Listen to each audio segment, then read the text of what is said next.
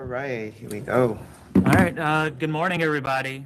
Today's date is March 13th, 2024. This is a regular meeting of the members of the State Liquor Authority being conducted in our New York City office with video conferencing to our offices in Albany and Buffalo. This meeting is also being live streamed on the Authority's YouTube channel. You can also find all the previous recordings on our YouTube channel. Present today are Chair Lily Fan and Commissioner Edgar De Leon. Staff in attendance, General Counsel Shannon Kearney Sarfo, Maureen Hughes from the Licensing Bureau, and myself, Secretary Roper. The next regular meeting dates are April 3rd, April 25th, which is a Thursday, and May 15th. While in the meeting rooms, please silence your cell phones and take any phone calls or conversations outside. Please no food and drinks, and please do not touch the microphones when you approach the podiums. Items will be called in the order they are signed in, first in Buffalo, then Albany, then in New York City. When your item is called, please approach the podium and identify yourself. Representatives, please identify your clients that are with you. Chair, do you have any announcements? Yes, I have a few things. So good news. I wanted to just give you an update on personnel arrangements. We had for a long time been looking for a Zone 1 regional director. We found him. His name is David Stoller, who is in the room over here.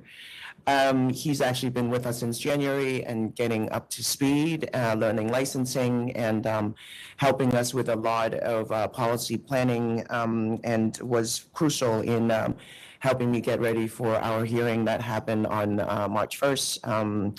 He is very nice, he is very smart, and I ask all of you to treat him nicely, gently, but he is your point of contact in Zone 1. And so please don't drive him away. I need him.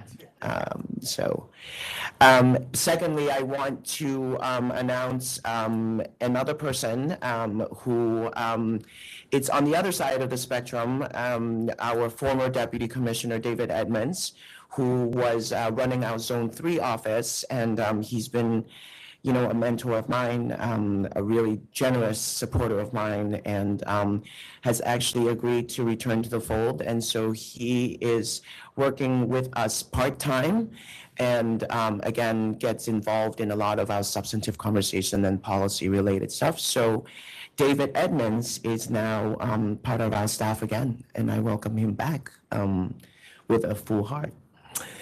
The next thing I want to say is, as far as licensing goes, all of you, I hope, have heard from the committee. If you are practitioners, we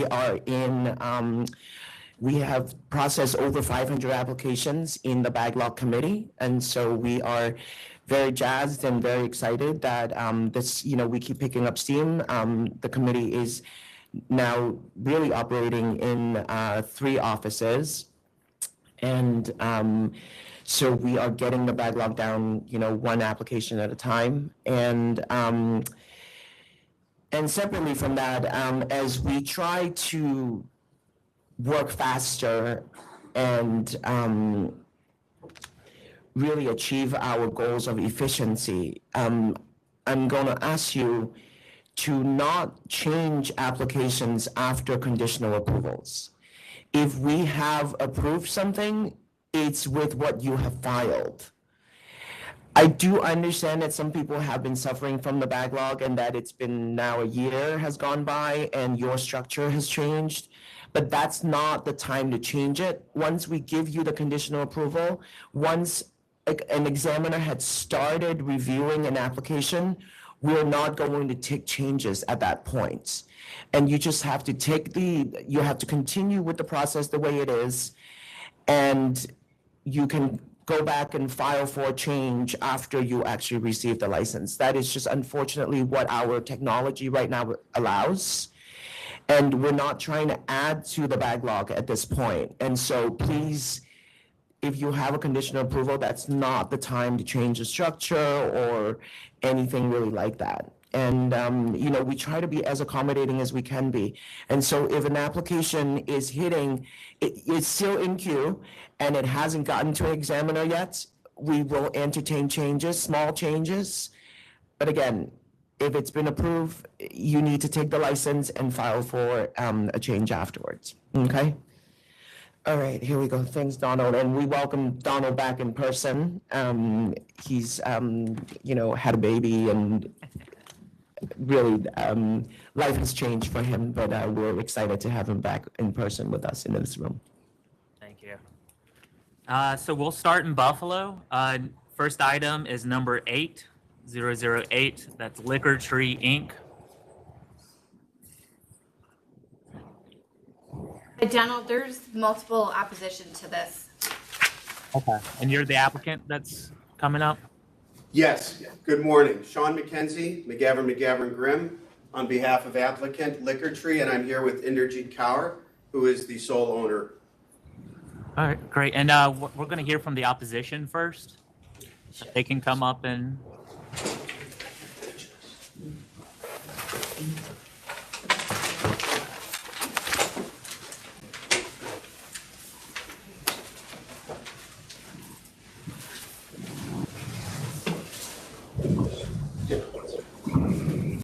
Hi, my name is Kamal Mathan. I'm from Union Wine and Liquor. I'm opposed to this license because there's already 3-4 in the area, and I'm a new license. I haven't been open for 2 years yet. I'm sorry, what's your store? Union Liquors, that's 2695 Union.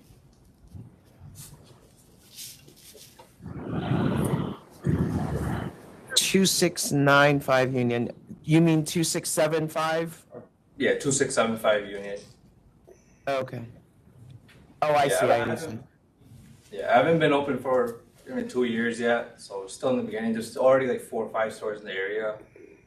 Just don't think there's a need for another one. All right, thank you. Yes, sir. My name is Surinder Singh. I'm owner of Eastside Liquor. Okay. Okay. What do you want to say? Do you have anything else to say, or do you want to? Oh, I guess there we not. go. 2551 Harlem Road, Newport, INS, Town Park Liquor Store. Okay. Sorry, members of the board. My name is Jacob Yurkowski. I'm the attorney for 2551 Harlem Road Liquors, Inc., DBA Town Park Liquors, and ESL of Buffalo, Inc., DBA Eastside Liquors.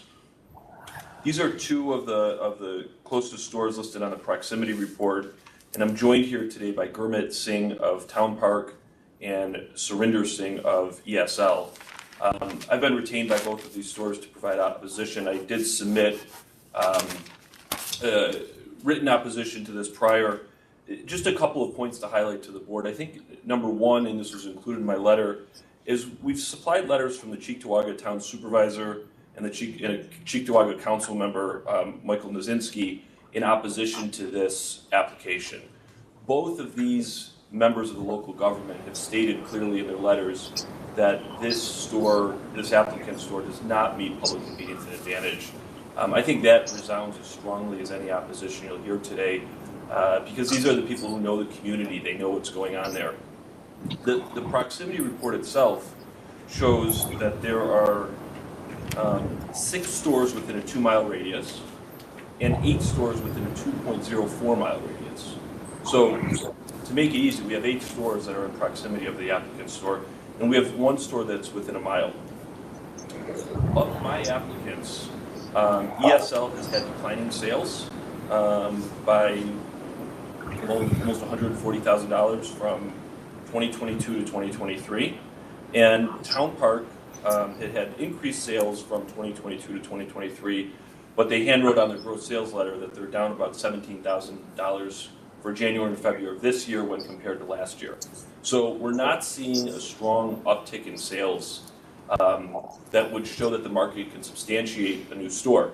The simple reality is that a new store in this location is going to only siphon away customers from existing stores. And as we heard, some of these stores are quite new, under 2 years old, and they're just getting their legs under them. So to add this level of competition here is going to severely impact my clients as well as the other stores in the area. In addition to those facts, well, there's a very, very slight, it looks like a little over 1% population increase in the last census. Traffic counts in the area where the store is and the road directly adjacent to the store are down.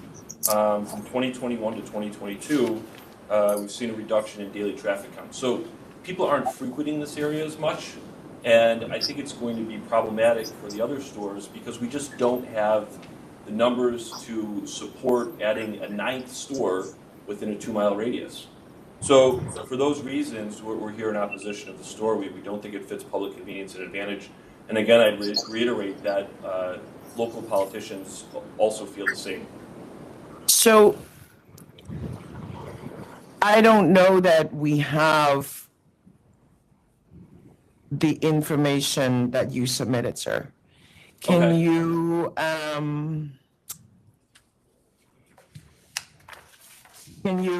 give it to staff? Do you have your whole submission? I'm sorry. I do, yeah. I emailed it to the Secretary's office and the FB supplemental emails. Maybe that was incorrect. That's what I've done in the past, but maybe that's changed. I don't have that. All right. I do have it here with all attachments, though. That's fine. I think you have it. I can step outside and have my office resend it right now if that's preferable. Yeah, that One more person that's in opposition, I think behind you. If you want that would be good if you don't mind. Not at all. Please. What email address should it go to, Chair? You want to send it to me, donald.roper@SLA. I'll make sure it gets to the. Sure. Forgive me, Mr. Roper, ROPER? Yes.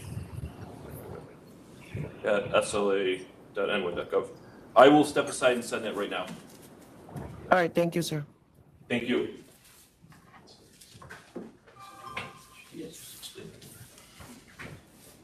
Hi, I'm Lisa Harrison. I'm representing myself for LC&J Liquors, 2034 Genesee, Buffalo, New York.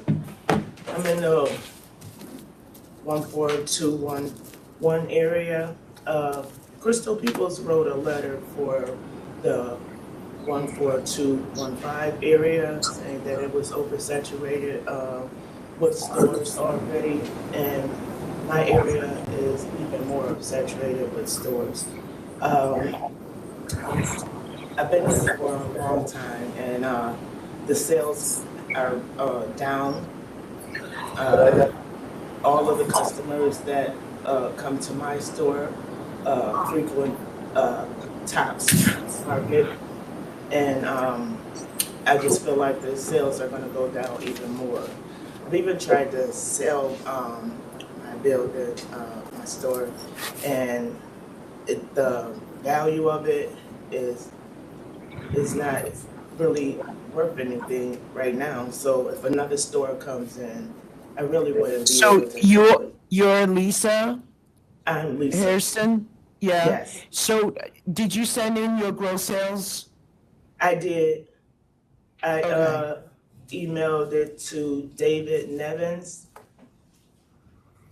and I wrote a letter also saying what I'm saying right now, that the sales are down, and my sales David are down. Nevins? Like, Who's David Nevins? Is that your representative? no, David Nevins is an investigator here in Buffalo. Sorry. Oh, okay. Do you have the capacity to send what you sent to David to us again right now? If I don't know if I could like forward it because I don't have it with me. Sorry. Nicole, Yes. is David there? Can you ask David if It's he not has David, I'm sorry. It's information? Dan Nevins. Oh, is Dan Evans? Can you see if Dan is, I'm not sure if he's here. I can go see if he's here. Give me 1 second. Yeah, so like I was saying, the sales are down. I tried to sell my store. It's really not even worth what I put into it over the years. I've done cookouts, giving back to the community. I've done a lot in my area, and I feel like every responsible person should be able to have a store to go to and buy liquor. But at this point, there's too many in the area already. In my area, there's like 5 you could just walk to from my store. And I'm just wondering, why is it so many stores, and why is it such a need in that area for stores? The 215 area doesn't have as many stores, and yet Crystal people wrote a letter for her, and I'm for that area, and our store has even more. It's like double. So Okay. At this point, if anybody want to find a store and buy liquor, there's plenty. I understand, thank you. All right, let me see if we can get your written submission. Thank you. Thank you. Excuse me, Chair, Dan Nevins is not in the office today. He may be in the field. All right, since there are 2 sets of protests that's missing, Shannon, I think we have to just put this over, and so that we have time to review. Since you guys are mentioning at least 3 letters submission from elected officials, I think we want to have time to review those, right, Commissioner? That's fine. That's fine.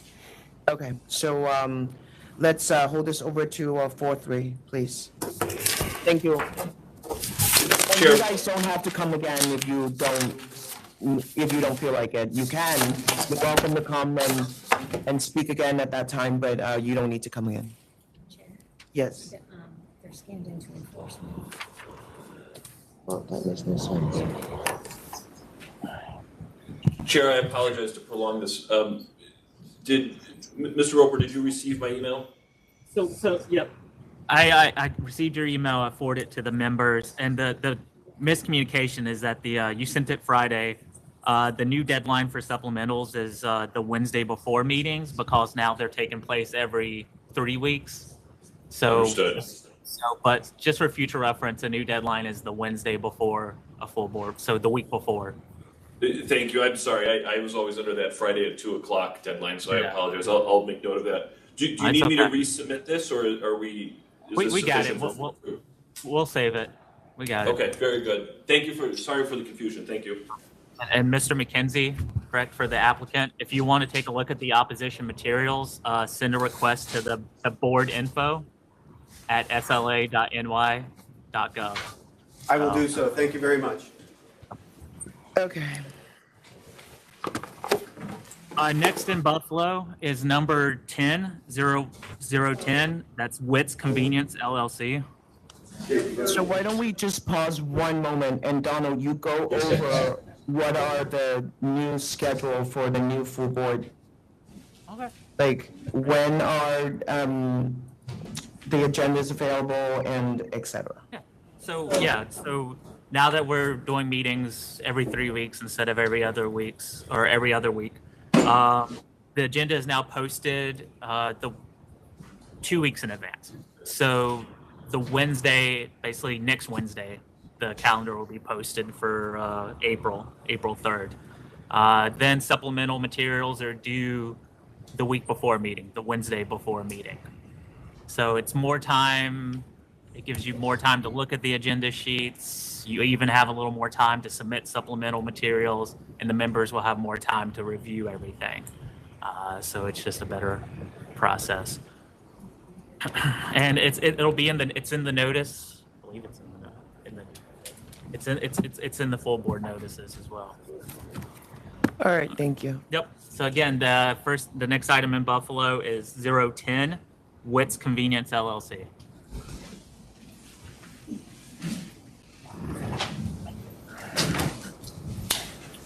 Good morning again, members. Jacob Pierkowski for the licensee Highway Convenience LLC.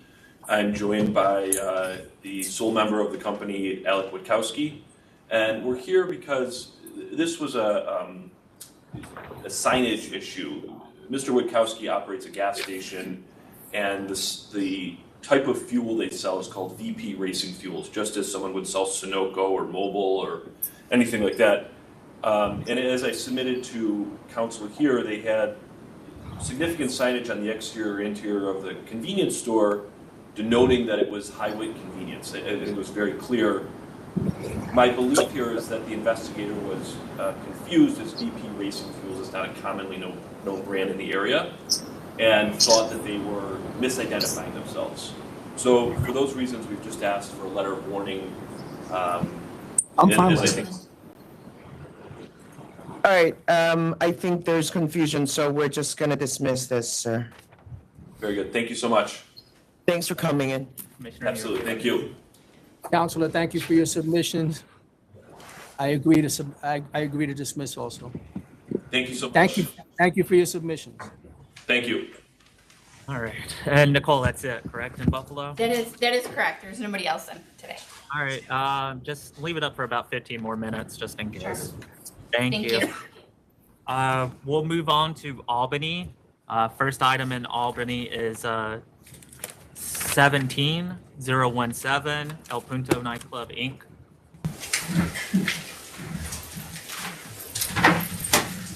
Good morning. This is Lorenzo Angelino for the licensee, along with Karina Mateo, who's the sole principal of the licensee. Sorry, I'm a little under the weather, so I hope you could hear me. So this is regarding some violations. Two were really our paperwork violations. One, with the paperwork violations, Ms. Mateo she didn't have a real office or like any type of an office to keep paperwork at the location. She's rectified that. She's putting everything electronically. I think they had requested some payroll information. She did provide it all, but after, because her accountant kept all that for her. The other one was she had a security guard on staff that his license had expired, and she didn't realize that it was an expired license. She actually forwarded the license. She had copies of it, didn't realize it was expired, so she's taking steps to check on that periodically, make sure that everything was up to date. The other violation was she had a family, she's closed during most of the week. She's open on the weekends. During the week, she had a family party. She used her location for her sister's baby shower, I think it was, and it was closed to the public. It was her family, and she had brought in, it was personal alcohol and food and stuff, and then some of the remnants of that was still at the location when it was in the back. Yeah, they weren't using it or anything like that, but this is a beer and wine location, and there were old bottles from their house that she had brought in. It wasn't selling it, but didn't clean it up properly. Didn't know that she couldn't have a private family event during closed hours there, and then so that's why that was there. But they weren't using it for public or anything like that. And that's been obviously rectified.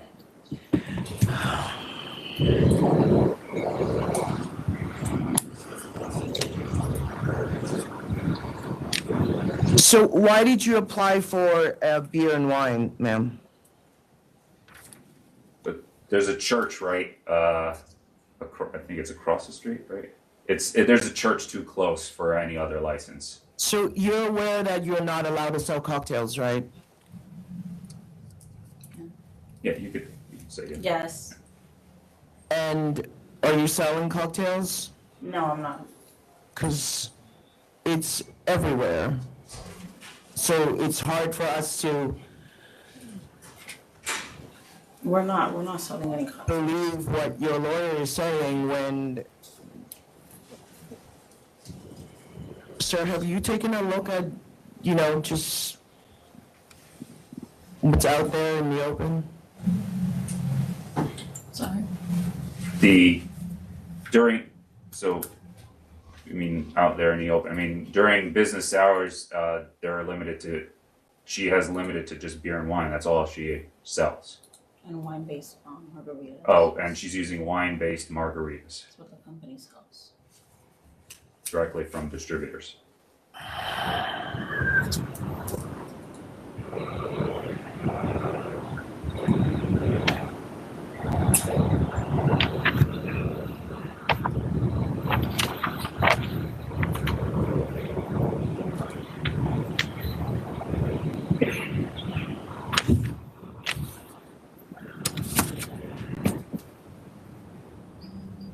What do you want to do? She's had the license since July of 23. Right. Don't believe her.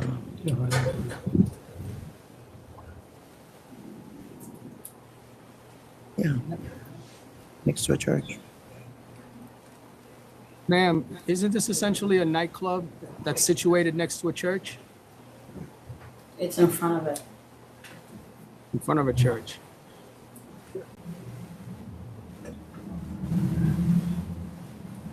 So are you telling us that you run a nightclub and what are the hours when the nightclub is running? It's nighttime. We open from 8:38 to 2 in the morning. Okay. And you're telling us that all throughout that time, you're only serving wine? Yeah, it's wine and beer.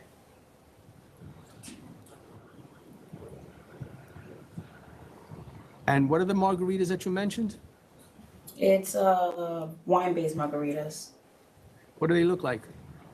It's a Gloria. I think that's the brand. It's a brand that the company sells me. It's Gloria, Rancho Gloria, I think is the brand. It's wine-based margaritas. Because you have a website, right? And you have photos on your website. Yeah, So I'm asking you what that drink that you serve looks like. What color? Yeah, but remember that those pictures, we had another establishment open up in Ellenville, and the Google page stayed the same. The only thing that changed it was just the address.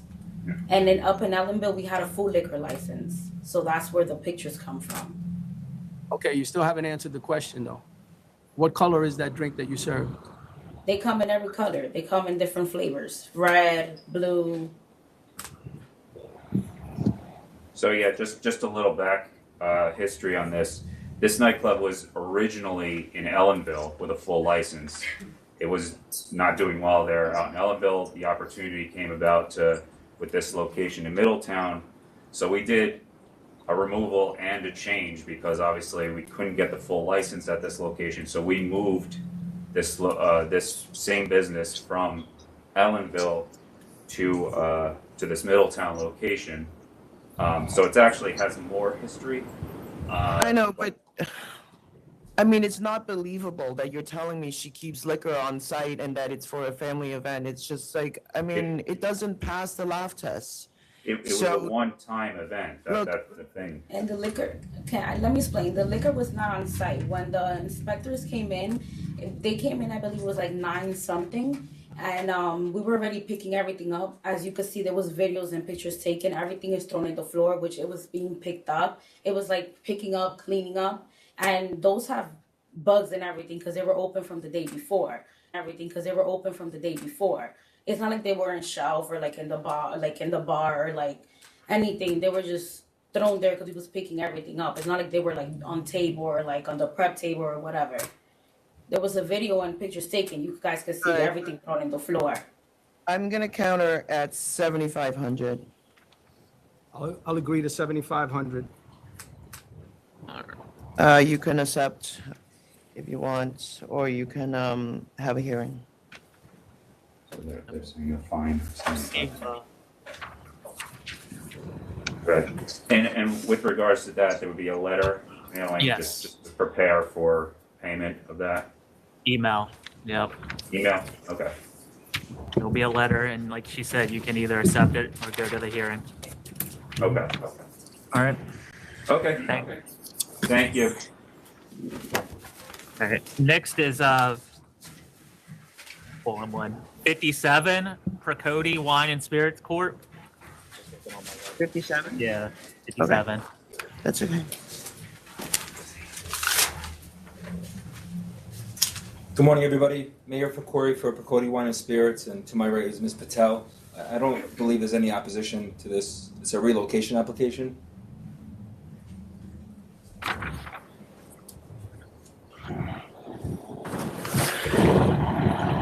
You just bought this store. In 2022 was the actual purchase. The full approval was given in August of 2023. And you filed this 4 months after that.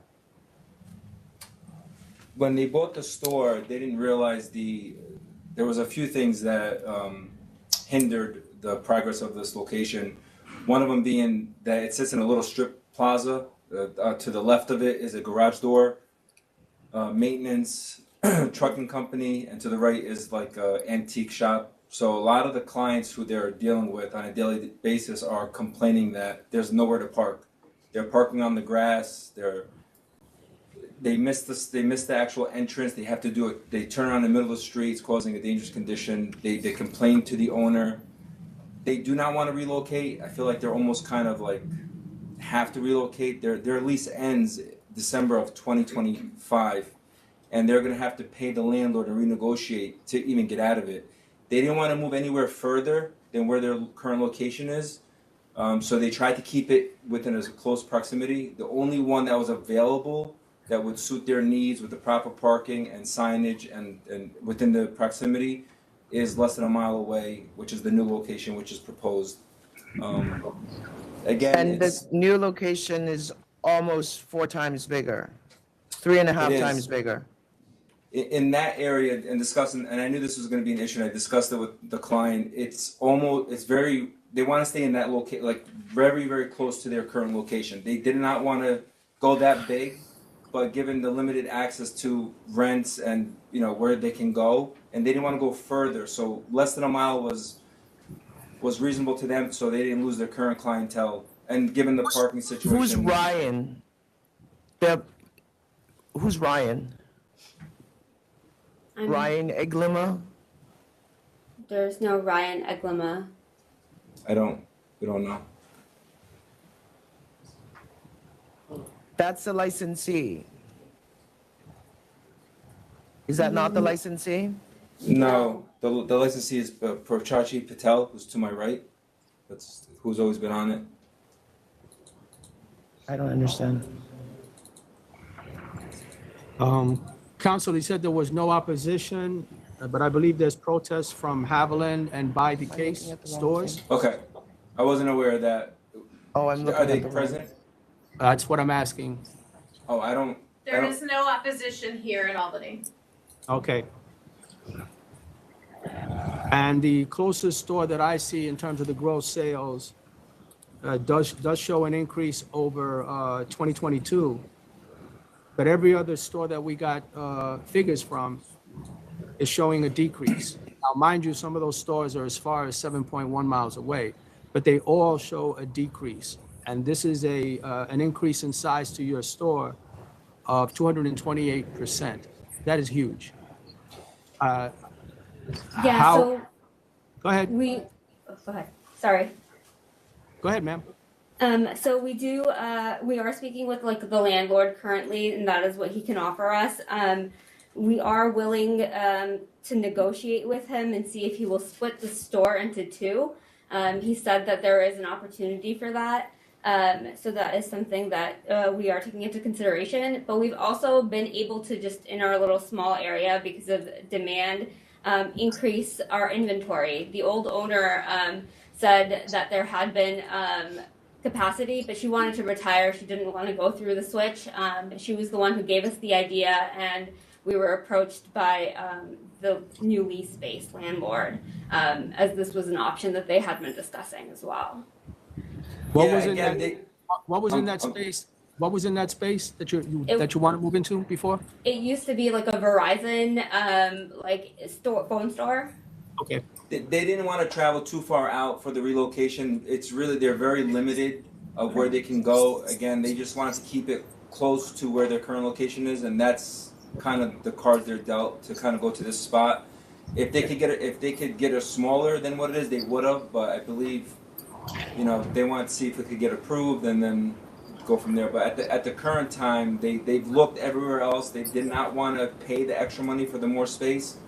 But again, they just wanted to keep it as close as possible. And again, with regards to sales, we're not adding a location. It's just they're trying to transfer the location. I looked at the population since 2000. It's, you know, Putnam in itself has an increase in population. The town of Patterson has a slight increase in population. So I mean, I guess we're not adding another liquor store, but there is a. Yeah, but you have to understand that when you go 3.5 times bigger, I'm basically adding 3 stores when everybody is doing decreasing numbers. So there's no increase in demand. There's no increase in demand. What we would argue is it's really public convenience and advantage. So the current location, there is, you could even look, if you look up right now on Google and just look up the picture, you'll even see cars parked on the grass. And the garage door company that's to the left of them have vans that take up 70% of most of the time, 70% of the parking. So it's been difficult for them. If the parking wasn't such I know, but you bought the store in 23 knowing these same conditions. I don't buy that you didn't know that this was like this. So actually, like one of the things that we're currently factoring is the antique store that's next door. Like they never used to have like an outdoor display, but they've been just like buying, I guess like tank replicas and putting them out into that garage spot to sell as well. So that's been taking up a lot of It space sounds as to well. me like there is enough business over there that there is foot traffic. And there is a lot of protests on record, as the commissioner said. It's not that there's no protests. That's just not the case. So did you not get the materials?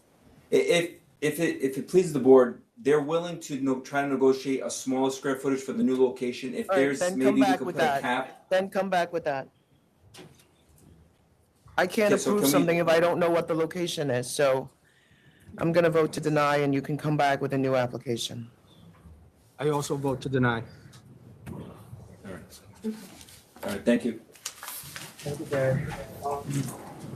So the next item have individuals in both Albany and New York City. First is 027 PETRULLO Wine Company, LLC. Good morning, everyone. Robert Romano. I'm here with Christy Petrullo Campbell, who's the principal, and I believe there's opposition. Yes. Go ahead and put your name on it. My name is Jennifer Toth. I own Summerlin Wine and Spirits in Wappingers Falls, and I'm here in opposition. Go on, yeah, I'm sorry. We'll go ahead and start getting on the But record. continue? Okay. So the original location of my business was actually in Summerlin Plaza, where Petrullo Wine Company is seeking to open.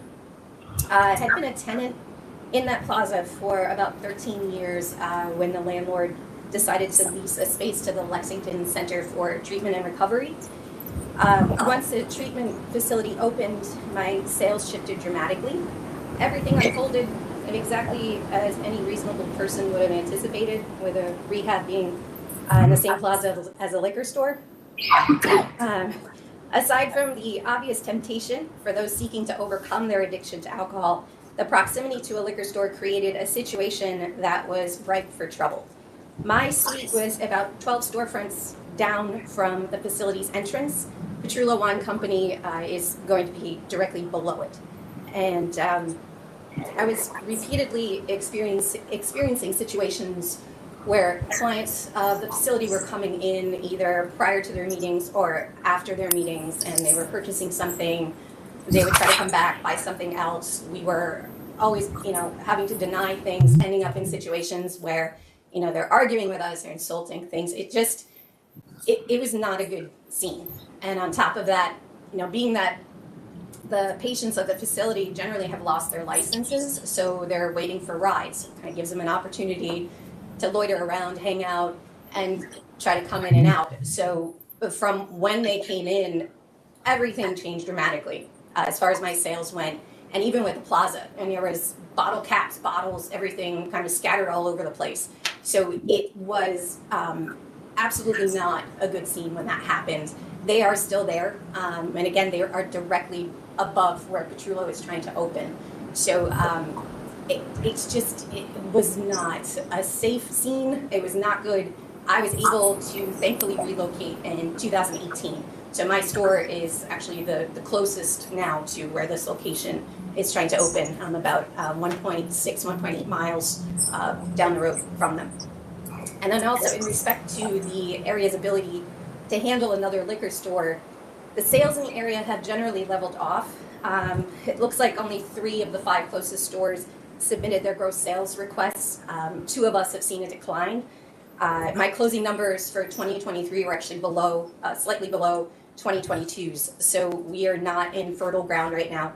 The surge that we saw during COVID is no longer there. And then also, I've been in this industry, in this immediate area for 23 years. So the lack of stores selling what PETRULLO Wine Company is trying to do is not a matter of us not wanting to do that. As a matter of fact, when I opened in Summerlin Plaza, it was right after 9/11. So all the housing development that was going up behind that plaza were, the mini mansions, people moving up from the city, from Westchester. I opened with the thought in mind that I was going to have a clientele that was looking for a higher end wine or more sophisticated things. I saw that briefly. 2008 happened, the market crashed, and it was completely gone, and it never rebounded in Summerlin. All right, thank you. Is there anyone else there? No, ma'am. Okay. Is there anyone here? No. All right. Okay. I'd like to thank Ms. Todd for her interest in my client's best wishes, but I will tell you, first of all, at the time the center went into the market, into the plaza, Ms. Todd's business had been on a month-to-month tenancy. She had been actively looking to remove herself from there prior to their going into the plaza. There have been no complaints. This landlord has gotten 0 complaints. We do have an email I could show it to you from the landlord with regard to the rehab center and the liquor store. It doesn't matter. I mean, she's telling you that it's not the right location. It's okay. She is located 1.9, a little over 1.9 miles from. Do you guys know? Did you know that there is a rehab center right upstairs of where you plan to open the liquor store? Yes. But that's never been a barrier to opening a store. I mean, if you read the news, it's any changes that we try to make. The addiction experts come out and say that's not good for public health. Public advantage is part of it, which involves temperance, which is a big part of health safety. There are bars in the plaza. There's alcohol being served. A liquor store with small bottles. This is she will stipulate that she will not sell the small bottles. I want to let me introduce Ms. Campbell to you. I have to agree with some of the things that I heard from the chair and from the secretary. And I'll just mention that there have been recent testimonies and reports issued about a problem with alcoholism, a rise in abuse of alcohol.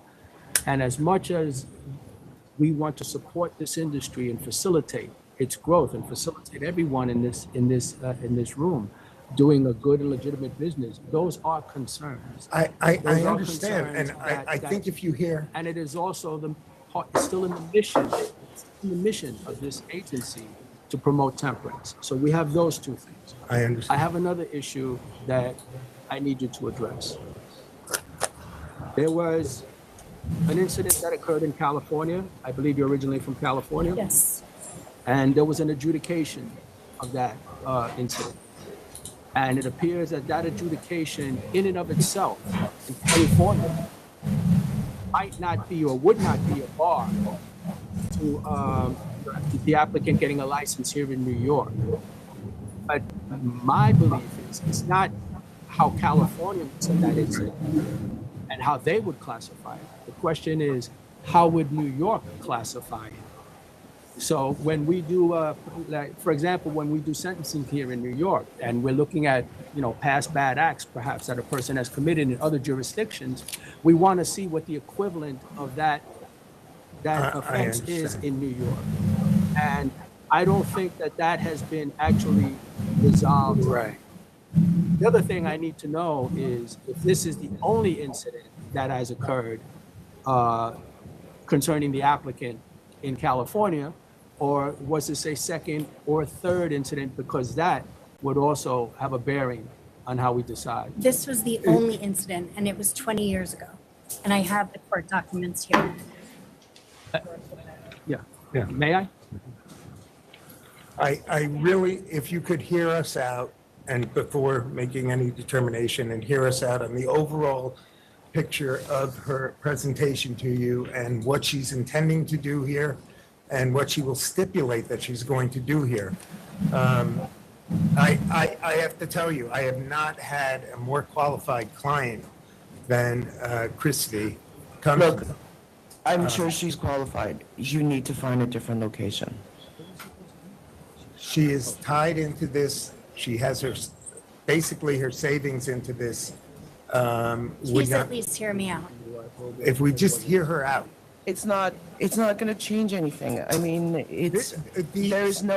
there's nothing that you can say that I would put a liquor store next to where addicts try to recover.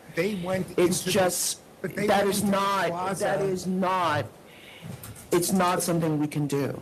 The center chose to go into the plaza next to a liquor store. It doesn't matter what they chose to do, but they're there, and it's fine. You can find a different location because they're already there now.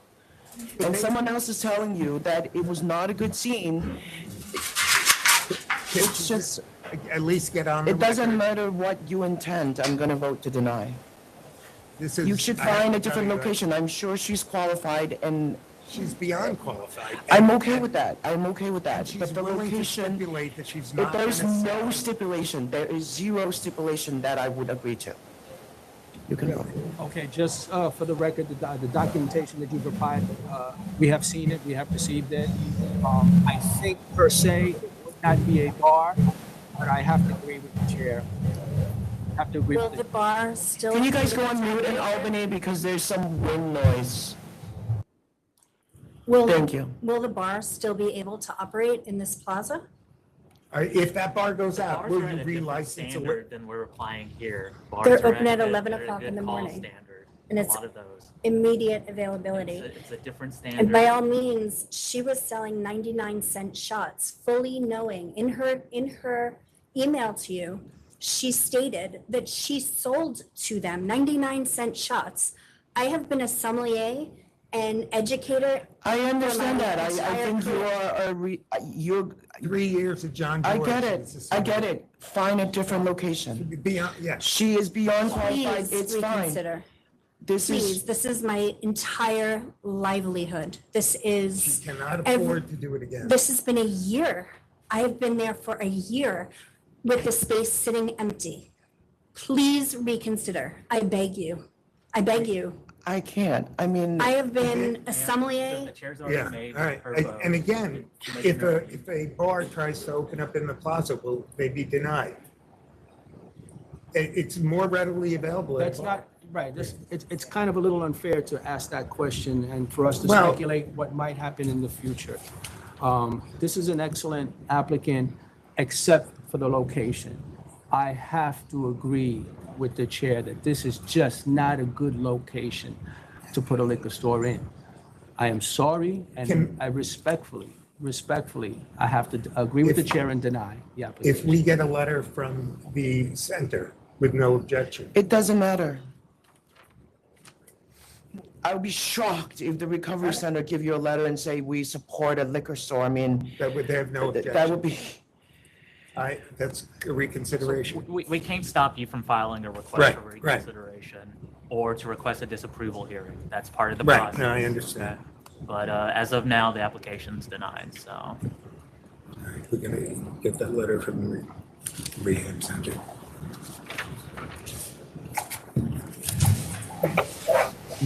So the next item's also in Albany in New York City. It's 042 Ferndale Wine and Liquors LLC.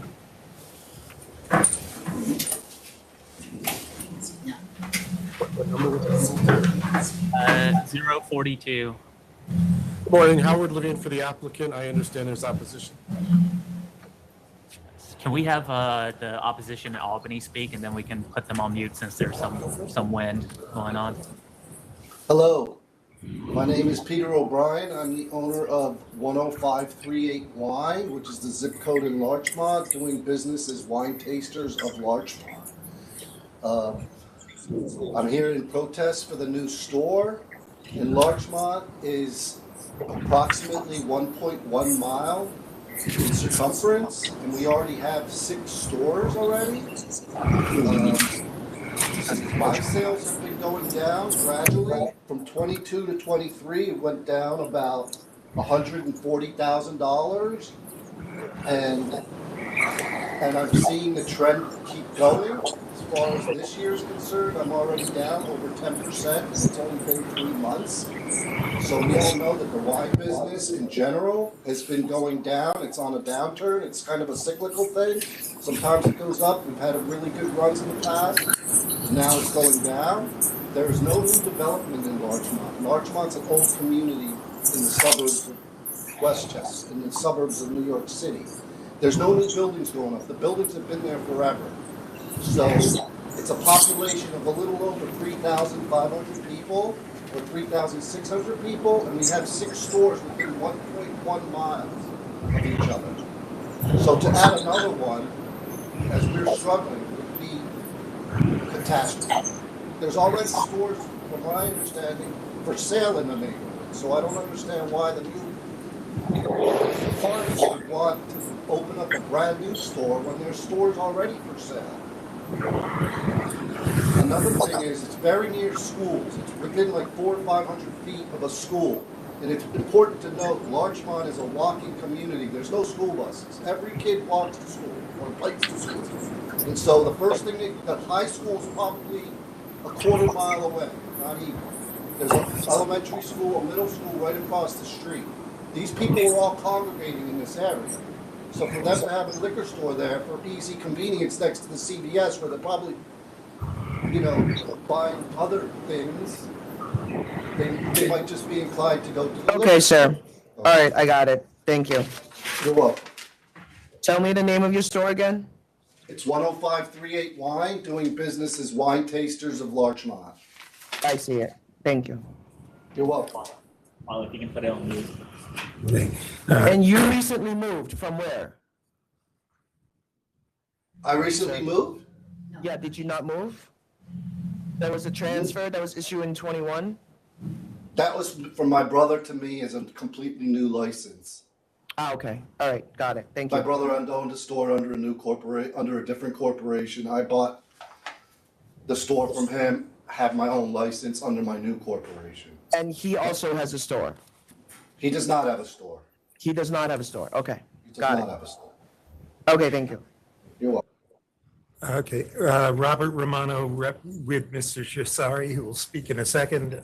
We're representing 1 Year Up LLC.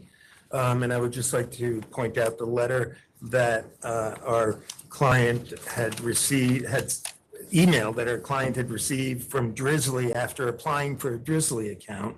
And according to Drizzly, quote, "No opportunity for additional business in this area based on consumer demand, so we will not be bringing on additional partners at this time." All right, well, Drizzly doesn't exist anymore. So what about your transfer as well? Where did you move from? No, Your Honor. Louis Chisari for 1 Year Up. No, it was a sale of a business. It's also sale of a business? Sale of a business. My client purchased the business. So you also just bought the store? Just bought the store. That's why our sales numbers are only from, I believe, July of May of last year. Everybody bought a store, it looks like. All of these are transfers. Yes, Your Honor. But again, we have 8 stores actually under a mile and a half from the store. Okay. 3 of the stores aren't technically in Larchmont, they're in the surrounding areas. And this is mostly suburbs, so it is a driving community. As far as my client, Post Wine and Liquors, which is 1 year up, I personally drove to the new location of the applicant. It was literally a 1.5-minute drive. They're less than, I think they're 0.6 of a mile away. And again, my client's sales are not, they're flat. They aren't going up or going down. They're flat population. Also, I spoke to my client earlier today, and she attempted to get an account with Uber. And apparently they've said the area is over-inundated with other liquor stores providing the same service, and they wouldn't give her an account either. I believe my submission kind of says all the numbers, and I don't think you want me to sit here and read them all to you. But as you can see, public convenience would not be served by a 9th liquor store in a 1.5 mile circumference. Okay, thank you. Thank you. Hello, my name is David Forcello. I'm principal of Liquor Company of New York, Inc., which is doing business as New York Liquor Company. So just to add some... And how close are you? I believe I'm the 5th or 6th closest store. Okay. 1.2 miles away. Okay. So I agree with everything that was said before me, and to not repeat anything, I'd just like to add. Consider the nearby village of Larchmont. So the village of Bronxville. It is within 0.1 square miles and 100 people. So very similar to Larchmont, this village of Bronxville. In Bronxville, there are 4 stores. In Larchmont, there are 6. This addition would be 7th. Now, it wouldn't only be a 7th store, it would be the largest store in town. So it's not just a little store that's coming to squeeze in. This is What do your sales look like? You don't have to give me exact numbers, but are they up or down? I've been slowly declining for the last 3 years, including 2024 so far, single digits each year, and also true for 2024. What do you mean when you say single digits each year? 2% from 21 to 22 down, 3% from 22 to 23, and so far from 23 to 24, it's about 2 to 2.5%. Now, what I find interesting is there have been a history of liquor store applications denied in the area over the last 5 or 6 years.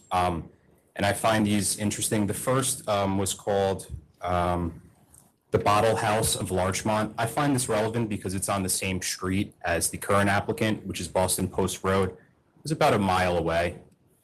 During this denial verdict, at the time, Chairman Bradley said the following: "There's only 6,500 people in this town, and there's 6 liquor stores. We don't need another one. This is why they ask us to make these decisions, to make sure we don't put 7 liquor stores in a town this size. So I think you're a good applicant. You just need to find another location." Then, in 2018, the New York State Liquor Authority rejected a proposed store called Westchester Wine Company. This was in Mamaroneck, about 2 miles away from the current proposed store. Again, during this verdict, Chairman Bradley stated the following: "It is a driving community. People are not walking in Mamaroneck. They all have cars. So a 1.2 mile difference in stores to me is not a lot. And there are currently 6 stores within that distance. As Commissioner Ford pointed out, we'd like to have a liquor store in every plaza, but we can't do that." I find this one particularly interesting because that applicant, I'm familiar with the area, had a grocery store about 100 feet away from them. And even with that, it was not enough. It was a brand new plaza, just built from the ground up, beautiful new grocery store. And this liquor store was trying to open up with them just 100 feet away, and it got denied, which proves to me that just having a grocery store is not necessarily enough to get you over the hump required to prove public convenience and advantage. Okay. That's important because this current applicant is certain to argue that they share their plaza with the grocery store. While that is technically true, it's about 150 yards away from the door of the grocery store to the door of the new liquor store. The parking lot is an L, and the grocery store is at one end of the L, and the liquor store is at the other end of the L. This is not a short walk. I don't see customers making that walk. I think they would have to get in their car from go to go from X to Y. At that point, they're in their car. They can get to another store within a minute or two. Lastly, there was one more. In 2021, the New York State Liquor Authority rejected a proposed store on the same road as Ferndale. This was called GB Wine and Liquor. Again, this is on Boston Post Road in Larchmont, about a mile away. And lastly, during this denial, at the time, Commissioner Fan, but now, of course, Chairperson Fan stated the following: perhaps there are too many stores for a small village, so I don't see public convenience and advantage here. I'm going to deny. So in summary, we have the Liquor Authority believe that the area is saturated. We have Uber that believes the area is saturated. And today we have 6 stores here in opposition that believe the area is saturated.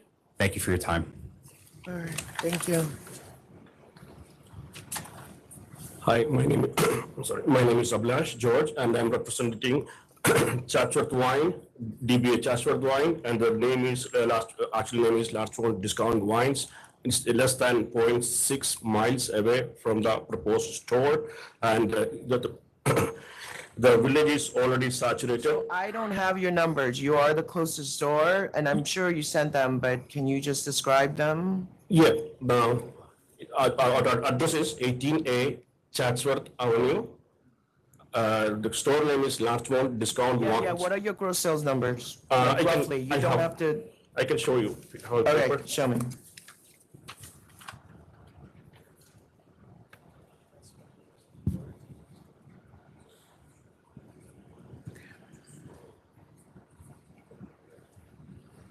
And you bought the business in 21. Okay, that's fine. All right, keep going. But that 21 number is obviously just partial of the year, right? What's your 23 number? I have 20 in the back. What is it? That's a full year number? Yes. Okay, yeah, so it's flat. All right, thank you.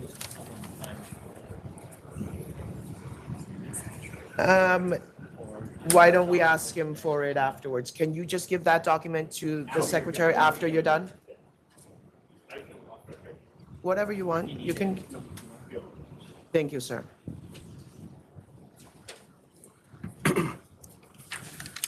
Our sales numbers are very static compared with the previous years.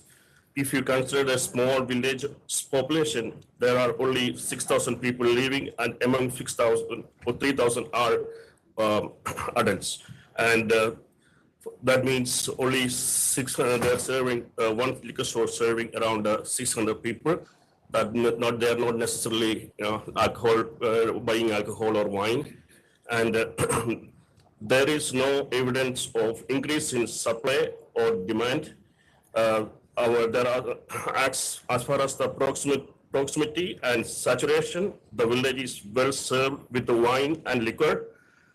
One of our neighbors, she's a teacher and a parent, sent an opposition letter already to SLA. I don't know whether you received that. What's her name? The teacher and the neighbor and the parent sent an opposition letter to the proposed wine store. I have the copy. She gave the copy to me. Can I see the copy? Yeah.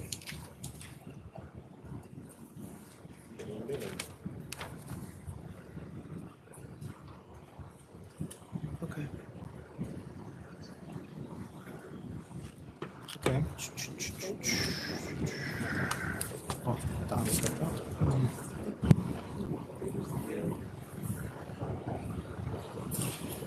yeah, we are. Okay, we'll keep it. Thank you, sir.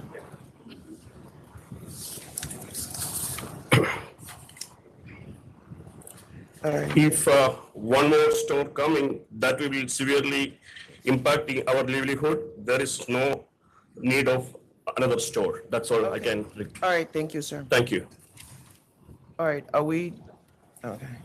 Hey, my name is Shu Chen. I from the Marmalade Station Liquors. I think the night's close the area.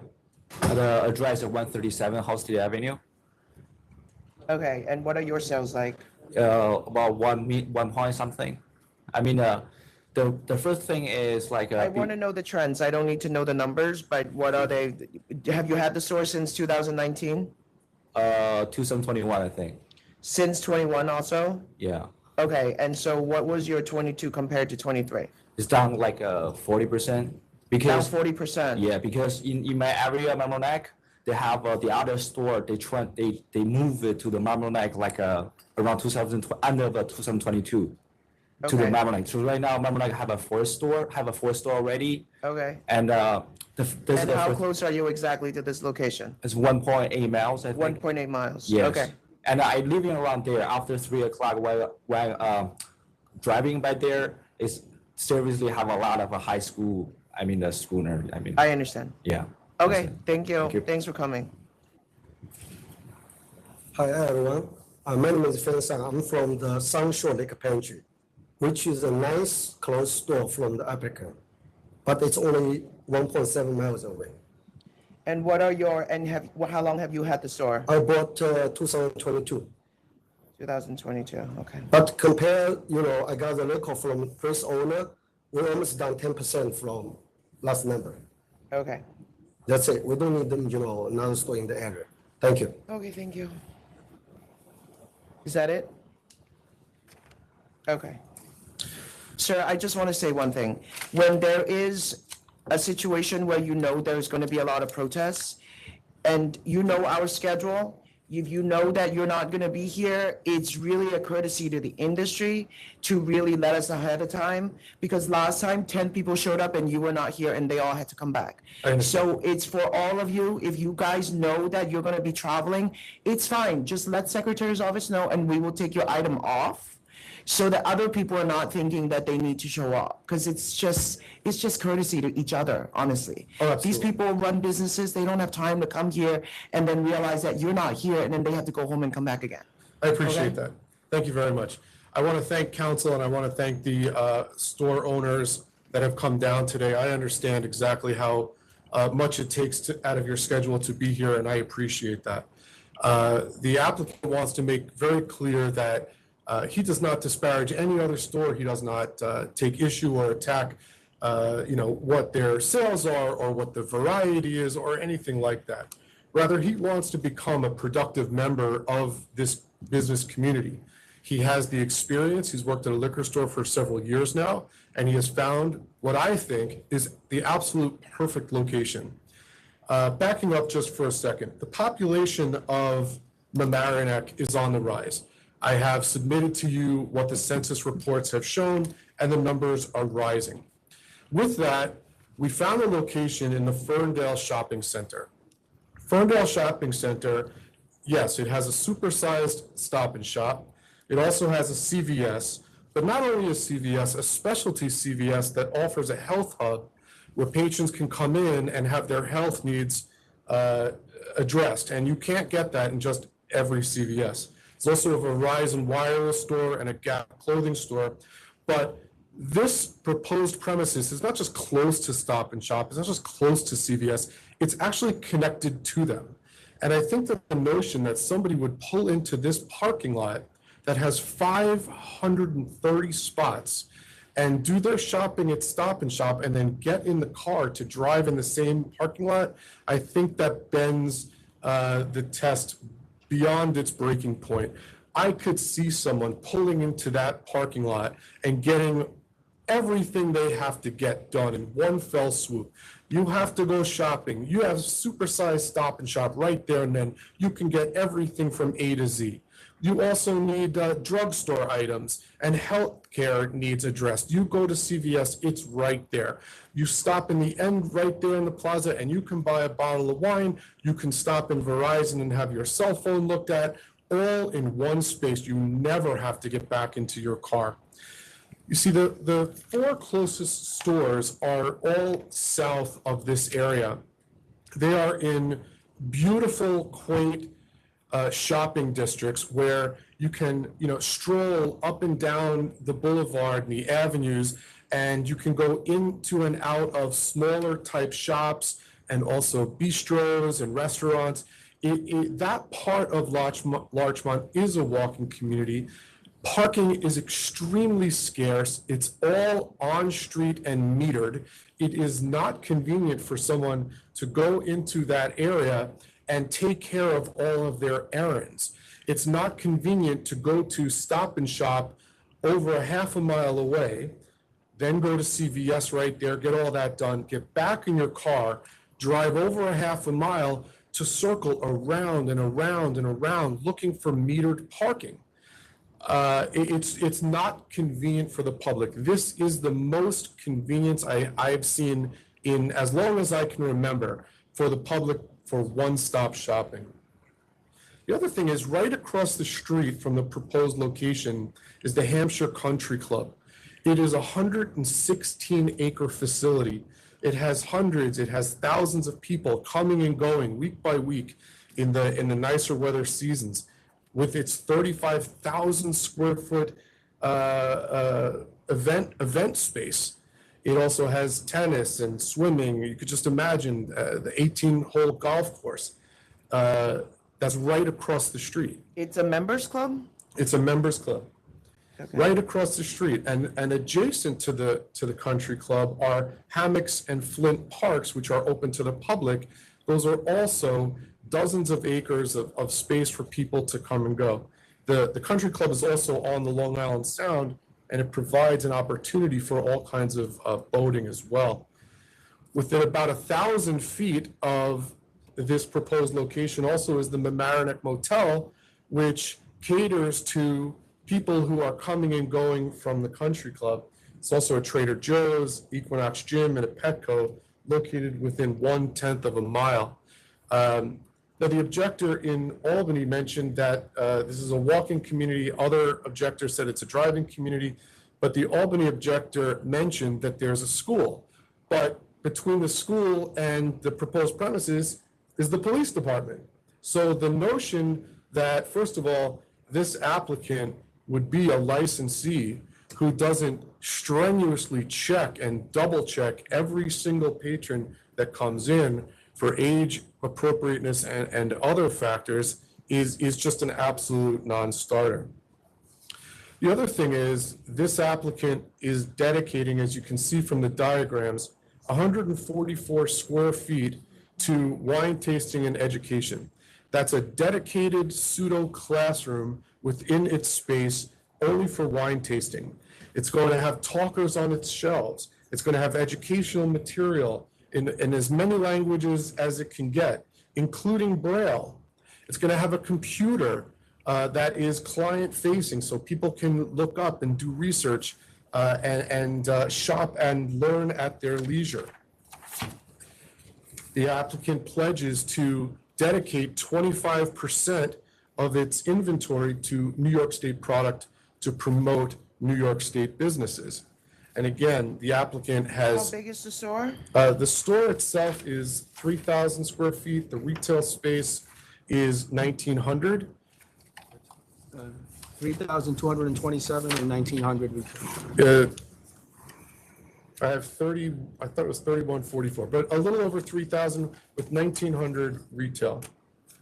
144 square foot wine tasting classroom. How big? 144 square foot. It's in the diagram on the left side. Again, the location is what's incredible here, to be able to pull in and get all of your errands done. Right, but it's like in the strip mall next to CVS. It is attached to CVS and it's attached to Stop and Shop. It's within the parking lot of Verizon and other stores.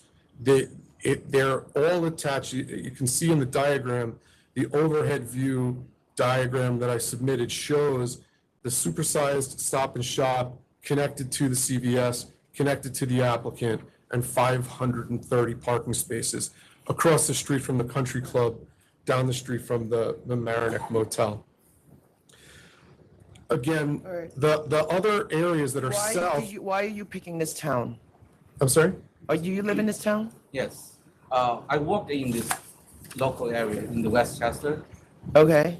I work at the Westchester areas, and also I've been searching for a lot of locations, finally I find out the FERNDALE's shopping But center. you live in Flushing.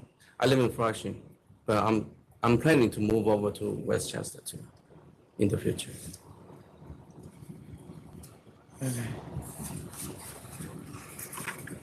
You can obviously see that there's significant opposition Yes. to this application. Yes. And it's also interesting that the opposition and the people that come forward are all recently established. Yes. 2021, 2022. And although there's no obligation in this particular case to notify the city or the jurisdiction, town, village, whatever it is, to get their approval, I'd be curious to know how they feel about all of these new stores opening up and the sales numbers just not indicating that there is that kind of growth to support all these new stores, now to add an additional store. Granted that you make compelling arguments about the convenience that customers would have, the access.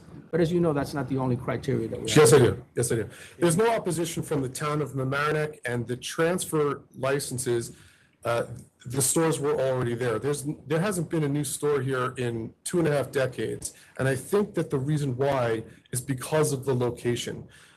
In this area of Larchmont, on the northern side of Larchmont, this is not the quaint shopping districts where you really could spend a wonderful day strolling with your family, and go in and out of all of the different stores. This is not that area of Larchmont. This area of Larchmont is characterized by big box stores, hustle and bustle on West Boston Post Road, and again, I-95 slicing right through Larchmont as well. It is a completely different area, and you pull in and you get your stuff done. The circling around and the looking for metered parking is, we all know how inconvenient that is. Now, one store, I believe it's the objector in Albany, has on the front of his store a sign that says, please park in our driveway. But the illustration that I provided to you demonstrates that the driveway is the width of only one car. So if you pull in and then I pull in behind you and you come out, you can't get out. If I don't pull in behind you and you do your business and come out, you're now backing out onto a 4-lane roadway. And even if one spot was, you can't turn your car around, even if one spot was considered, off-street parking, which it is, it's only one spot. Everything else is metered, everything else is scarce. Council, you make sound arguments about convenience. I think the issue here is the need. Is the need. Is whether or not this community can support another store when the numbers that we're looking at all indicate that they're either flat or going down. So let me address the numbers, and let me just say this one last, and I hate to beat a dead horse, but one of the reasons why the numbers may be down is because it's not easily accessible. In other words, if you were able to do everything all in one place, maybe you would buy more. If you knew you had to go and circle around and around, you may just go farther away. But let me get into the numbers. Larchmont Discount Wines, from what I could see from gross sales in 2022, was 417,000. In 2023, it looks like it was 415. So going down 2,000 is steady. Certainly not going through the roof, but it's steady.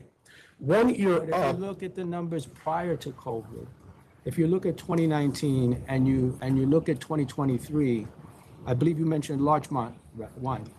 What I see is a significant decrease, not a little, a significant, in the vicinity of about $600,000.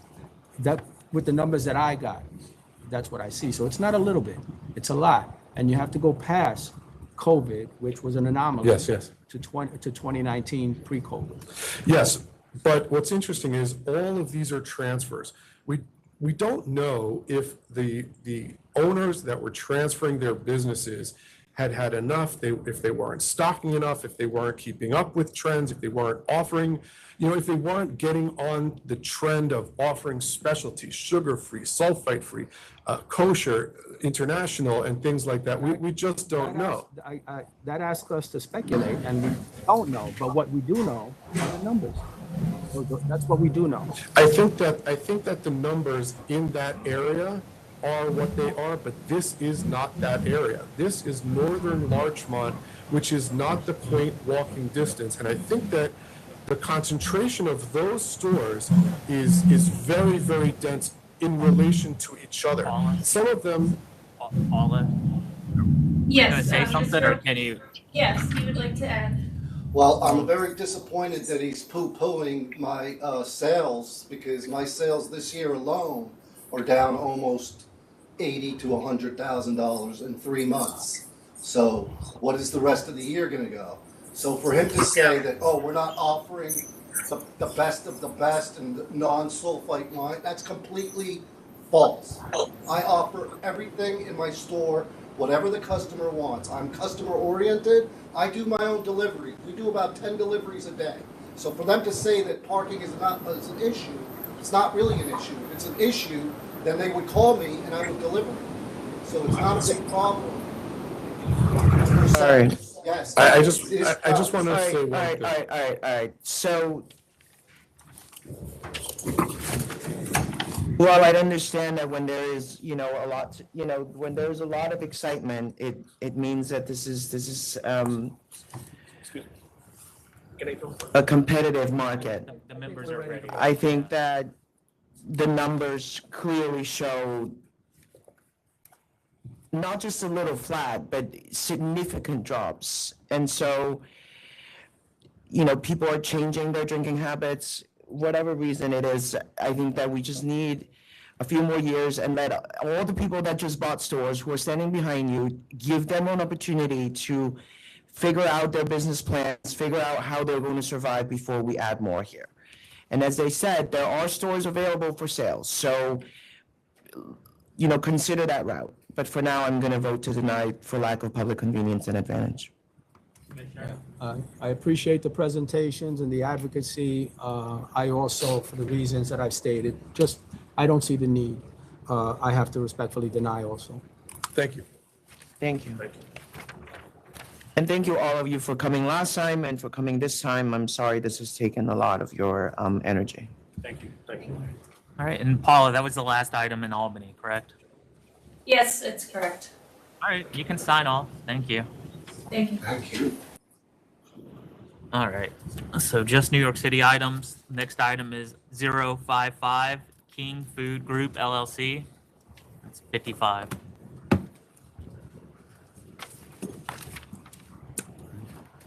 Morning. Morning. Hi. So you have community board stipulations now? We always had community board stipulations. They were submitted with the 500-foot hearing. I think the reason we're here is because we were denied by the 500-foot hearing.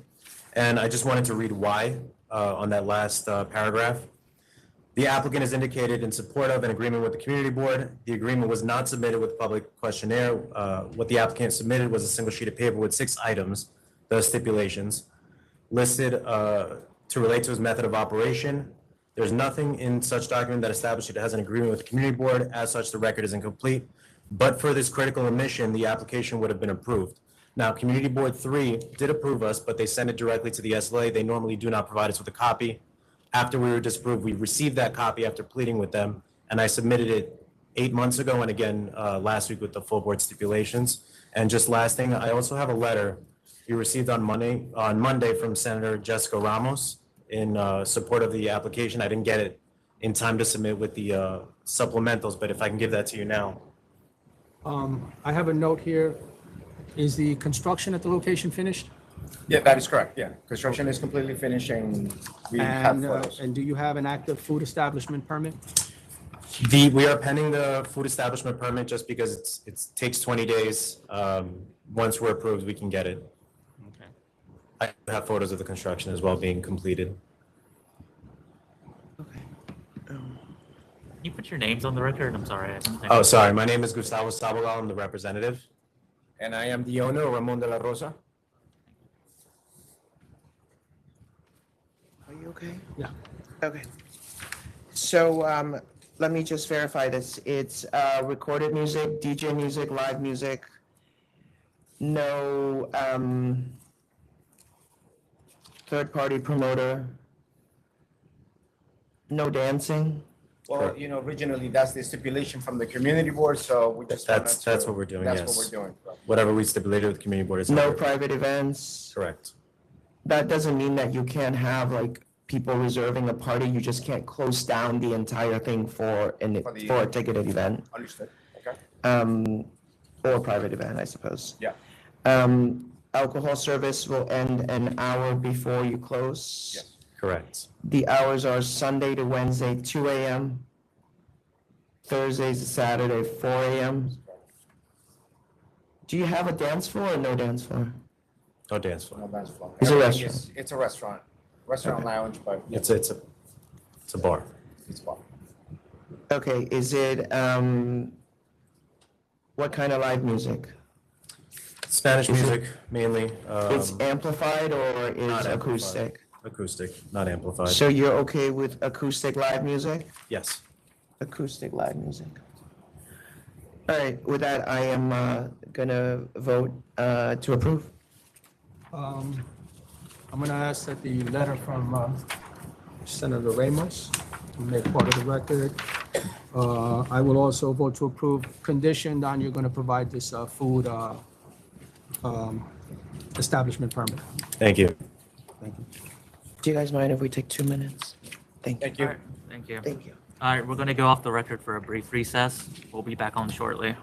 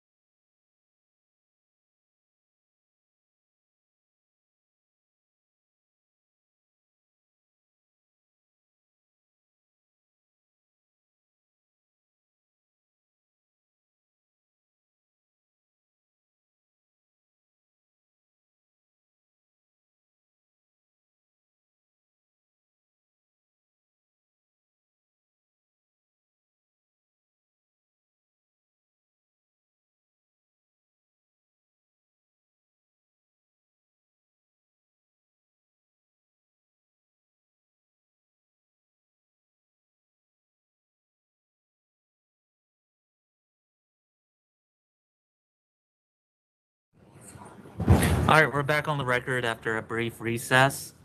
Next items are 35, 36, and 37, El Palo Bar and Restaurant, Inc. For the licensee, Louis Chisari. Good morning. An old friend that Commissioner Fan is well aware of from years past. This was the first one to do a hearing during COVID for the emergency closures. Like I said, we played no contest. Everything that's alleged occurred pre-COVID by a year or so. I'm sorry, I actually want to make a comment. So there's actually 4 cases, correct? There's supposed to be 4 cases? I thought there was only, I only thought there was. Did you know case? I have 3. I have 3. There's a 4th case, so I thought your no contest actually incorporated. So there's one that we don't. There was a leap issue where we didn't know. All right, Okay. let's, I thought your no contest plea included. sorry, we gotta hold this, let us send this back to council's officer. You mentioned in April your 3rd. Thank you. Sure. Sorry What, about that. I'm sorry, what date are you? April just- 3rd, Just make sure I'm available that day. does that work for you? It We does can do, not. Can we do the meeting after that? April 25th. April 25th? Sure. Thank you. That's a Thursday. Yep, no, I got it. Thank you. Thank you. Thanks. I got him off the hook there. Next is 11. It's 1495 First Ave Corp.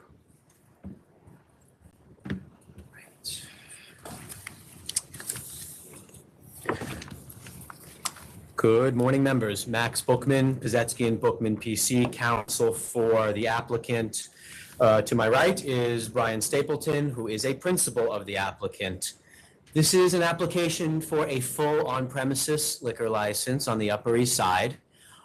It's before you on what I think is a pretty straightforward and simple 200-foot law question concerning a 3 or 4 month gap in licensing, depending on how you count it. This application was filed with your agency in July of 2022. It's been pending ever since. We're really pleased to be here today. Community Board had full support. The administrative law judge in the 500-foot hearing recommended approval of the application. No method of operation type issues. It's a bar and grill. Brian's got lots of them. The 200-foot law issue is that directly next to the licensed premises is a Jehovah's Witness Kingdom Hall. It's been there for a while, but not as long as there's been a license at this premises. Before our application, and by the way, we've been operating under temps for over a year. Before our application was filed, we foiled the then existing licensee, a place called CNC First Avenue Corp, doing business as Bar Coastal. That had been there from 2000. That's when they had first filed in 2000. And when they filed with you in 2000, they told you that there was a license there as well in 2000 when they had filed, going back years. And they had represented to the licensing bureau that the application is grandfathered. The licensing bureau considered that. Back then, these weren't all going to the full board. The licensing bureau had the authority to make these decisions on their own. Okay, what are your hours? Let me pull out the public interest questionnaire one moment. Sunday through Thursday till 3 a.m. and Friday, Saturday, 4 a.m. Oh, I got it right here. It's actually 4 a.m. 7 days a week. We're rarely open yesterday.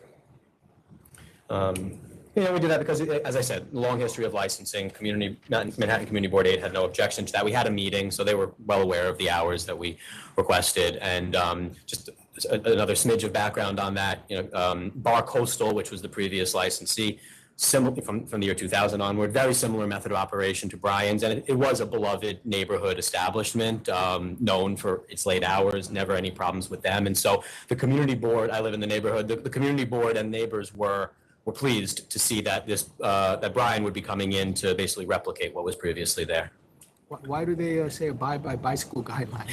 That Manhattan Community Board 8 has an issue with electronic e-bikes. We have a lot of bike lanes in our neighborhood, and there were some high-profile crashes several years back. So after that, they ask, as a standard matter, they ask every single applicant to sign what they call a bike affidavit, which is just to say that you're going to make sure if you have delivery staff, they're going to abide by, state and city bike laws.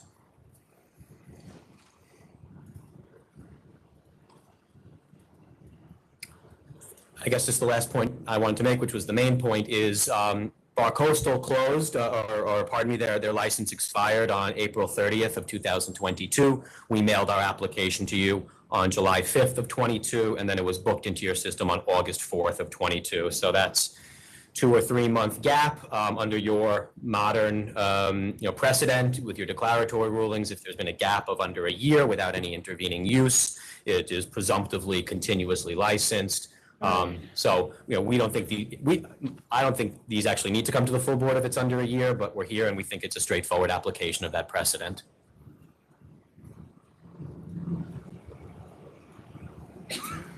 They want Thursday, 3 a.m. and he's saying 4 a.m. So what do you want to do? Just 4 a.m. across the board? Okay. All right. And your partner is your partner on all your other Yes. licenses, right? Yes. Okay. All right.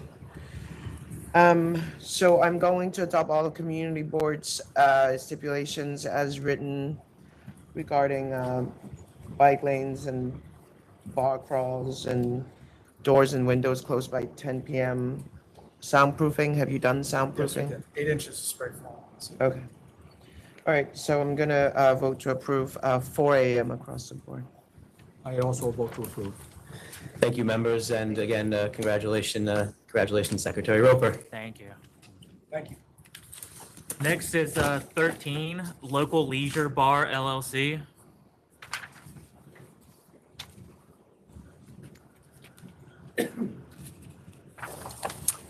Good morning, members. Phil Dorn, Pizetsky and Bookman. This is a disciplinary matter that went to a hearing this summer, back in June of 2023. Administrative law judge Stoll recommended that the sole charge in this matter not be sustained. We support that recommendation, and we ask that the members dismiss the charge. All right, I'm okay with dismissing. I also vote to dismiss. Great, thank you. Next is 56, Liquor Garden, Inc. Thomas Burke from the Law Office of Stacy L. Weiss, and with me is the applicant, Ryan Inglima. There's Ryan. Hello, how are you? Okay. So this is an application for an 1,125 square foot store to be located at 1372 Richmond Road in Staten Island. It will have only 210 square feet of retail space. The store will be located in a high traffic area in Staten Island with ample parking and easy accessibility. The closest store, which is the only other store on Richmond Road, is a half a mile away. The population, according to city data, increased between the year 2000 and the year 2010 by 8%. Are you in opposition, sir? Okay, there's one opposition. And Councilor, what I saw was the proposed retail space is 920 square feet. Did you say 210? Yeah, I have the establishment questionnaire here. It says 1,100. 1,100 square feet, 1,125, but that retail would be 920, is what I have. That's correct. Oh, is that correct? Yeah, that is correct. 920 square feet of retail space and 200 I see. change of storage space. Okay, so, yeah, so then it's the 200. establishment questionnaire is wrong. It says 210. Okay. Okay? All right. Sorry about that. No, it's okay. Okay, according to New York City population. Can you let the protest go first? Oh, I didn't know there was one. Yeah. Behind you. Oh, I'm sorry. How you doing, everyone? Just to verify, we're talking about the one application on 1372 Richmond Road, right? Correct. Yeah. Yes. Okay. My name's Kenny. I'm actually a owner of Lincoln Liquor. I was in the business about approximately 5 years. Speak a little louder, sir. Yes. I was in there for like approximately 5 years, but within the area, like within about approximately 2 years, it's like 3 or 4 stores, like they changing hands and switch owners and everything like that. So also like our sales is down, like 10% every year or whatever. And, not just me, and it's like everybody that in the neighborhood. So far, we're in the a little bit more than 2 miles, including the license got approved on New Dog Plaza last year by, I believe it's like somewhere around the Christmas time. We have approximately 9 stores in the location, and the applicant actually location basically is almost 5-6 blocks from like 2 other stores around them. So I mean, it's just like Staten Island, it's not a lot of major roads. So the Richmond road is actually a lot of traffic pass by. But the thing is like the location over there basically it's got like 4 stores along. And, you know, we use the road all the time. We're passing by, we hardly see, like, I don't even know when I'm driving by if any store open during that strip location. And unfortunately, over that area, it's like a 2-way street and a lot of traffic passing by that, almost like one of the major blocks that nobody can stop for anything as a no foot traffic. So I don't understand, I mean, what would be the opportunity? I'm actually concerned about them, not only that, you know, everybody would probably got less businesses, if anything, but, you know, I really, personally, I don't really think that was any opportunity to survive on their behalf. So, yeah, I guess that's all I have to say. Thank you so much. Okay. Thank you. So once again, the closest store is a half a mile away. And in the protest letter, it said that the sales of that store were down 40%. That's an exaggeration. If you look at the gross sales letter, you can see they're not down 40%. So there is parking in front, that's now what I mean. From one other corner. The store that you're referring to is, The store, yes, it's Lincoln Avenue Wines and Liquors, ME Liquor Incorporated. Well, it's down 40% if you compare 20 to 22. Yeah, but if you compare 23 to 22, it's not. Yeah, I can't compare 23 to 22. I don't have the full Right. year. Oh, okay. All right. So, and then let's get back to population. Okay, so we talked about the population increase of 8% and 4.6%. New York City population projections for all of Staten Island say there is a 24.4% growth between the year 2000 and the year 2030. As far as the gross sales are concerned, the closest store is down $6,000 between 23 and 22. It's up $150,000 between 21 and 22. They did not report the last month of 23. I'm sure they made more than $6,000 in December. The next store sales are flat, but they make over $3 million a year consistently since 2019. Okay, and Mr. Englima would like to speak about his store. Thank you. From experience, my parents had owned the bar many years ago. I learned from them and my grandparents before that.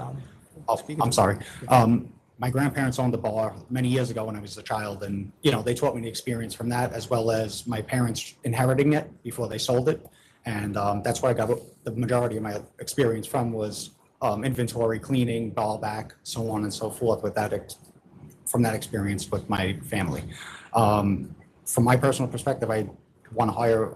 I already have contact with 2 people that I want to hire, which is a local manager and also a secondary person for seasonal, and also a 3rd and 4th person for seasonal, depending on how much inventory is sent and dispensed and also purchased or replenished. All from the community? Yes, everybody's from the community, locally. And I also lived on Berger Avenue and that corner where I rented the location for many years. So I'm familiar with the whole neighborhood of Dungan Hills where I lived. I've lived there for many years before I relocated to New York. So I know a very big part of Staten Island, and I'm very inclined with the community. The other thing is I have a wide range of spirits, a variation of regions, and an additive free spirit, sugar-free spirit, sulfite-free. I'd be using Pro V various local vendors, merchants, female and minority-owned distributors. I'd be marketing through what's called EDDM, which is a advertising agency through USPS, which they send a 5x7 advertisement with a discount code based on it with the logo that I created. And you could target specific locations based on the zip code that you choose. The other thing is I'd love to create a rapport with the community overall, which I already have a big rapport with them from dealing with all my neighbors and everybody in that neighborhood that I lived in for many years. I'd like to also build that back up, a customer loyalty program with a new POS system, state of the art. Inform customers of educational of items purchased, as well as pairing items with food and desserts, which I would have a pamphlet available for everybody that would pair items that would possibly assist them for educational purposes during cooking seasons and holiday seasons. I'd love to give it the store a very warm, welcoming, homey feeling. It's going to be like a very rustic, how can I put it? A rustic, not modern, but contemporary feeling. And everything would be all brand new and state of the art. Everything in the store is all brand new. It's all new construction when I leased it from the landlady. And I just look forward to going through with my dream, literally. Thank you. Thank you all. Anything further, Council? Oh, I'm sorry. Can I add one thing? There's 2 bus stops, and in front, I don't know if you can hear me, there's 2 bus stops, one on each side of the street of Richmond Road. Richmond Road is a very high volume area, and there's 3 buses on one side, 2 on the other. 3 goes northbound towards the ferry and local, and 2 go the opposite way towards southbound towards Tottenville. And the one that goes northbound also goes to and stops in front of my store, which is about maybe 35 feet away, 45 feet away, which is relocates here from Sim 1. So that's also one of the lines that runs to Manhattan. So all the neighborhood people would be dropping off and being relocated from those buses. So that's a big plus when it comes to foot traffic and the other locations and stores that are very close nearby. Thank you. Thank you. What do you want to do? You want to vote for it? Okay, go ahead.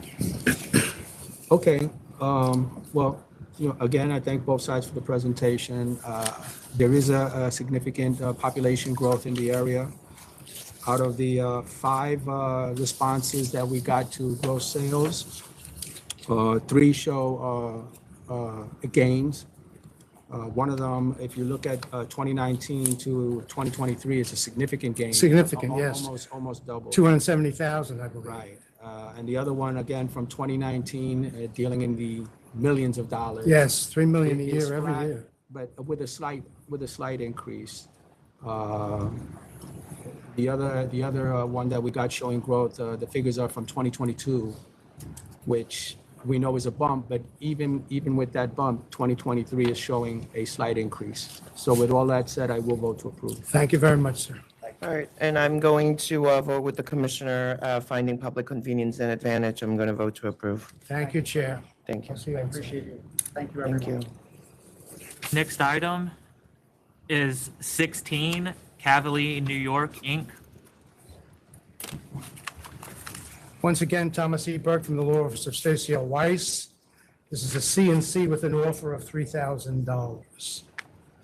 I'd just like to add that this incident, this fight, this large group that fought, nothing took place inside the premises. Everything took place in the street. And security did try to control the crowd initially. However, it was such a large group and such an aggressive group, they immediately dialed 911. I know, it looks like your client consistently have security guard problems and roster problems, so just. The roster just was clean that up. outside. Okay, they did have the roster. It wasn't inside when the officer asked for it. It was outside with another security Yeah, guard. I know. Yeah. All right, I'll accept 3,000. Yeah, I'll agree with the chair. I mean, we have already now 5 incidents between 2019. This will be the last one, sir. 2023.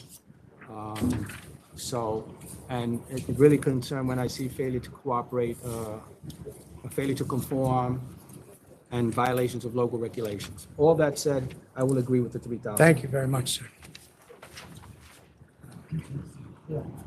Next is 53, Brooklyn Fair Wines and Spirits, LLC.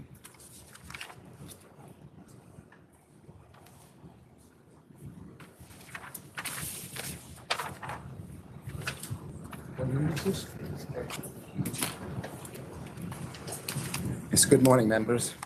Good morning. My name is Arthur Hirschler. I'm the attorney for Brooklyn Fair Wines and Spirits LLC.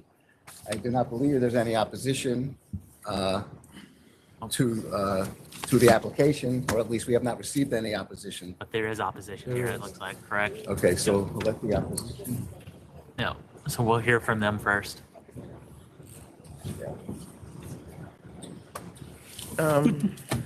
Yes, still morning. Good morning.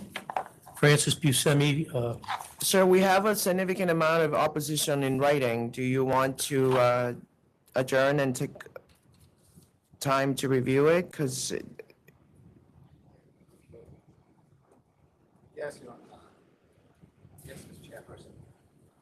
Yes, I have not received anything. Well, you have to request it, for one.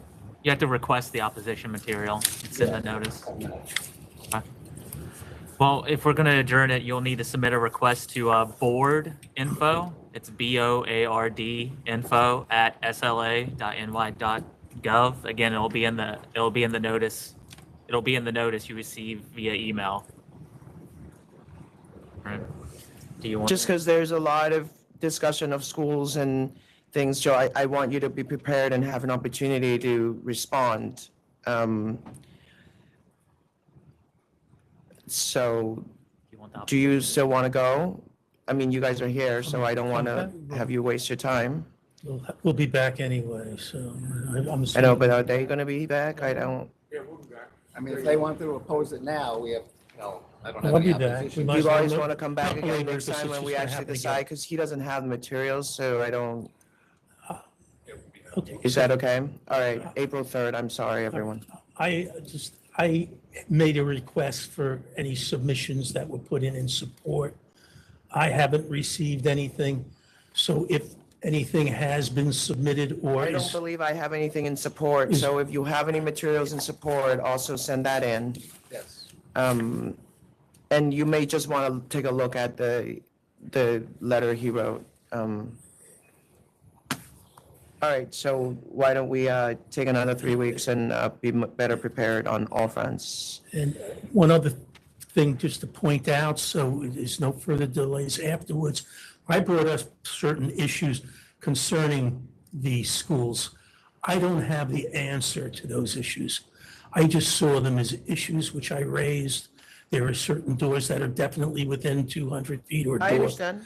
So I don't know whether the liquor authority needs to do anything prior to the next board meeting on the school issue, just so it's Yeah. resolved one way or the other. We've done that work already, so we're Oh, okay, prepared. okay. All right, thank you. All right, have a good day. All right, thank you very much. Thank you. The next item is 38 El Posto, Trattoria, Rustica Corp.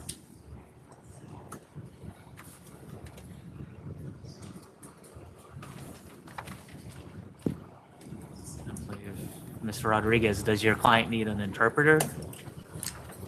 Yes. Is that correct? All right. So we didn't have a request for an interpreter He made. does need an interpreter? Only if questions are directed specifically to him.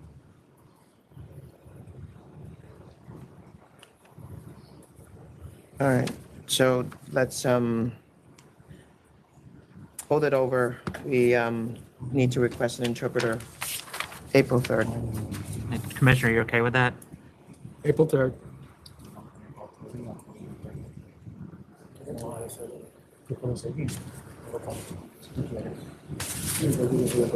Okay, would it be okay if we proceed? No, we adjourned it. I'm sorry. I can't go back on a language access issue. I apologize. Thank It's you. okay. Thank you. Next is 45 SAGCAP LLC.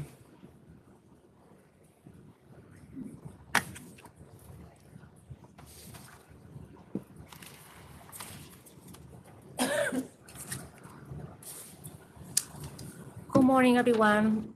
My name is Sandra Hong. I'm the representative for SAGCAP LLC. I'm here present with the applicant, Ronald Williams. I also brought witness from Mr. Williams. That was the manager who previously worked at El Lounge to testify on behalf of Ronald Williams and talk about the facts and allegations that just happened in the incident of March 2022 in the previous employment location where Mr. Williams worked before at L Lounge. I just want to say, whatever, like we actually submitted to the SLA examiner and we submitted the statement. We indicated, and I also discussed with him, all the facts and allegations that were submitted previously by the police department were actually false. I just want to say that he's actually innocent of those charges. He actually never worked as a bartender, neither worked at the bar before. All the information that we actually submitted on the personal questionnaire were truthful, and he always worked as a kitchen chef, also at L Lounge.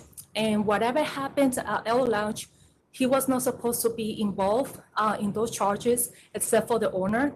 He wasn't misunderstood. By the time the police department went over to that location, they assumed that Mr. Wong was the owner, when in fact he was not the owner. He was only an employee working as the chef.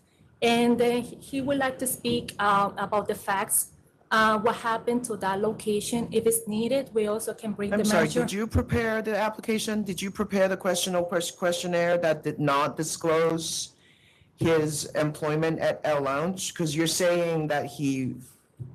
Well, initially last year, when we completed the personal questionnaire, we So completed... you did file the application for him? I filed the application, yes, but we also completed the personal questionnaire together.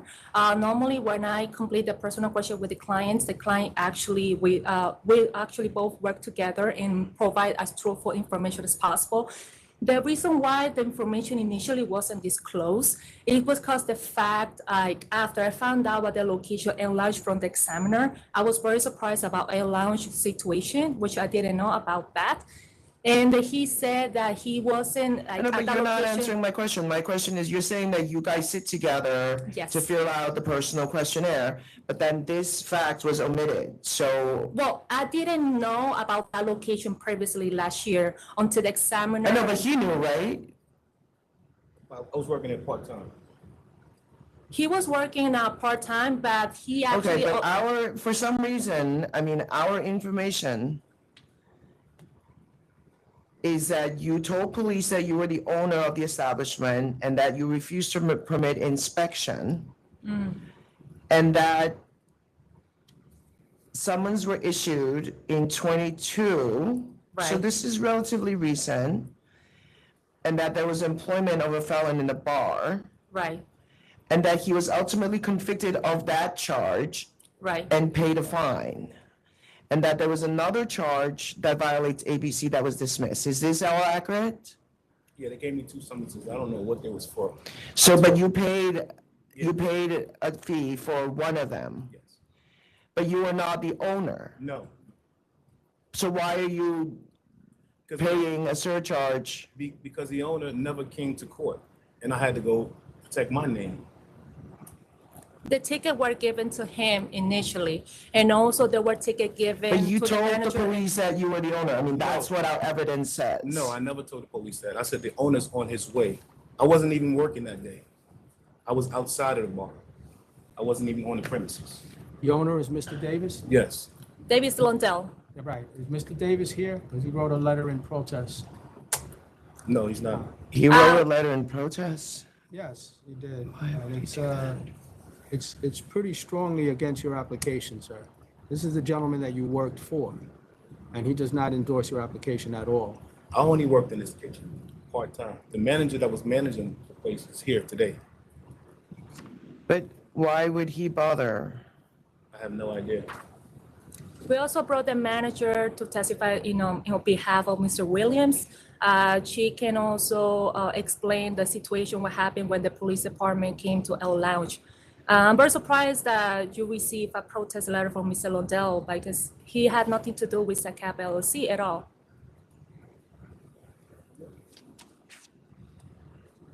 Have you seen the letter? I haven't seen it. We have not received the material. I request an email from a secretary's office. Regarding the question that also was All right, mentioned that so it was going to be posted, but I didn't You receive need any material. to review this letter and come back April 3rd. Okay. Board info. Because this is a very serious letter, so I want you to have opportunity to review it and discuss it and come back again, okay? Okay, thank you. Thank you.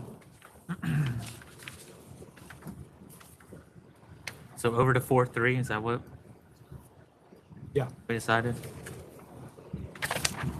All right.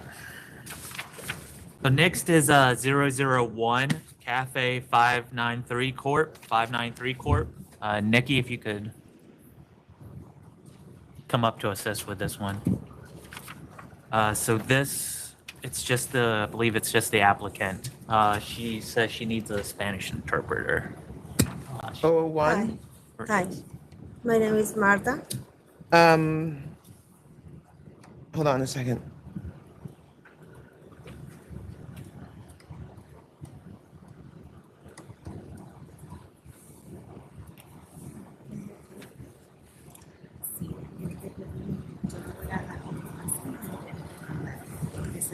She informed us that she had a representative, but she no longer does right now.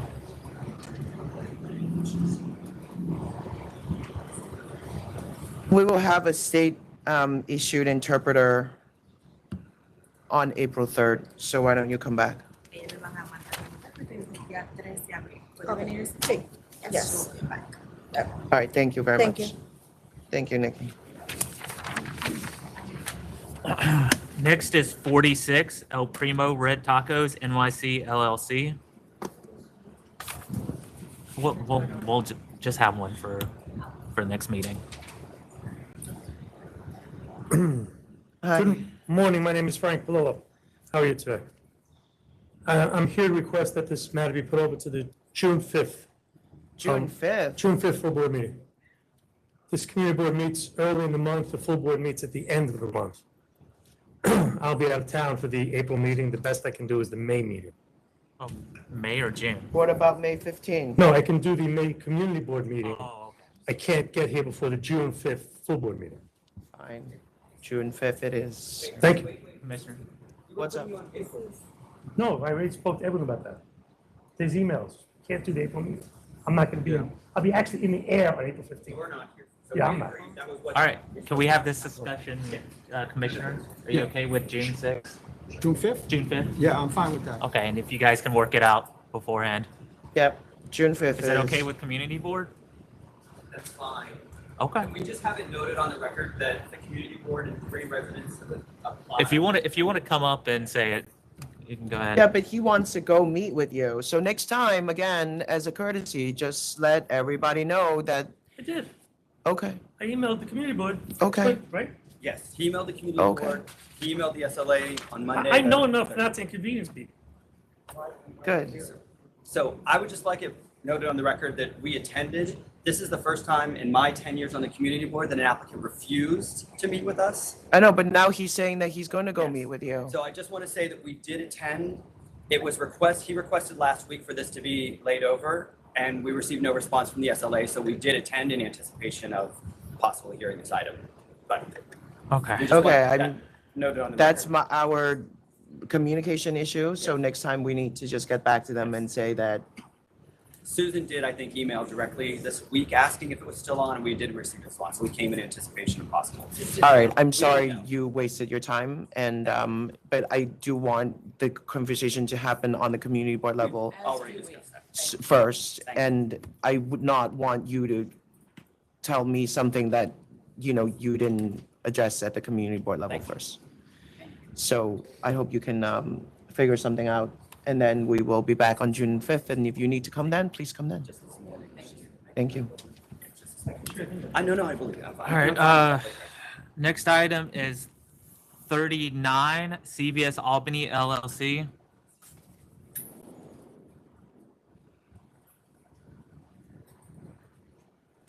Good afternoon, everyone. I am Andrea Hellman from Allen and Fortuna LLP on behalf of CVS Albany LLC. I'm here to explain the circumstances of the violation and to request that the board accept the $6,500 conditional no contest offer that was made. CVS takes compliance with the alcohol laws very seriously. They have a policy in place, very long-term policy. They have extensive internal training for all of their employees that covers compliance with the alcohol laws, how to make a sale, how to refuse a sale, acceptable forms of identification. All of this training is required to be provided to all of their employees before they're allowed to make a sale of alcohol. CVS does hold about 435 liquor authority licenses throughout the state, and I feel they do have a very good overall compliance record. The policy requires that each employee request identification for the purchase of alcohol. And as I explained, they do receive extensive training on this. In addition, there's a point of sale system to also prevent the sale of alcohol to those who are under 21.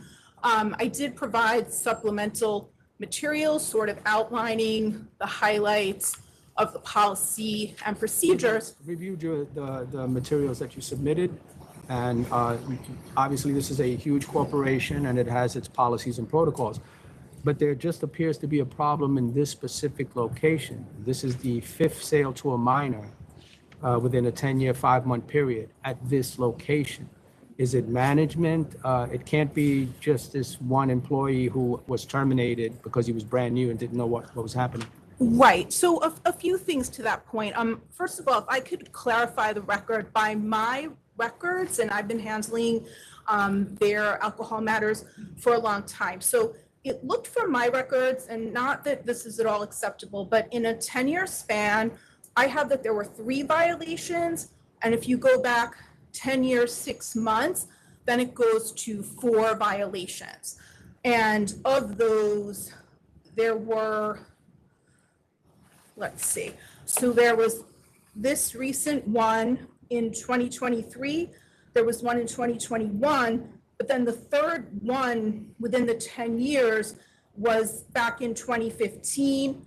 And the one before that was basically 11 years ago at this point in 2013. So they had, an issue back in, let's say, so 2 of those were between 2011 and 2015. And at that time, they were going through an unusually large amount of turnover at the store. They had in both management and employees. And they had 4 store managers over the preceding 4 years, from 2011 until 2015. In terms of the instant one that occurred, the employee was new, and the manager, for some reason, allowed her to, or she just did, make the sale without having been trained. So for that reason, both the employee and the store manager were let go. And they put a completely different, I don't want to say new, because it's a very experienced store manager. The store manager's been with the company for 7 years. He came over from another store, which from my records has never had an infraction at all. So 7 years of experience, everything has been gone over with him. He knows all the expectations, and everyone in the store has been retrained, and the new manager also will take the ATAP class. So, they're really focusing on this location. They put someone in now who's very good and, forward looking, is going to really be on top of everything, and they're confident. I mean, isn't this important enough for CVS to have all staff take ATAP instead of just the manager planning to take ATAP?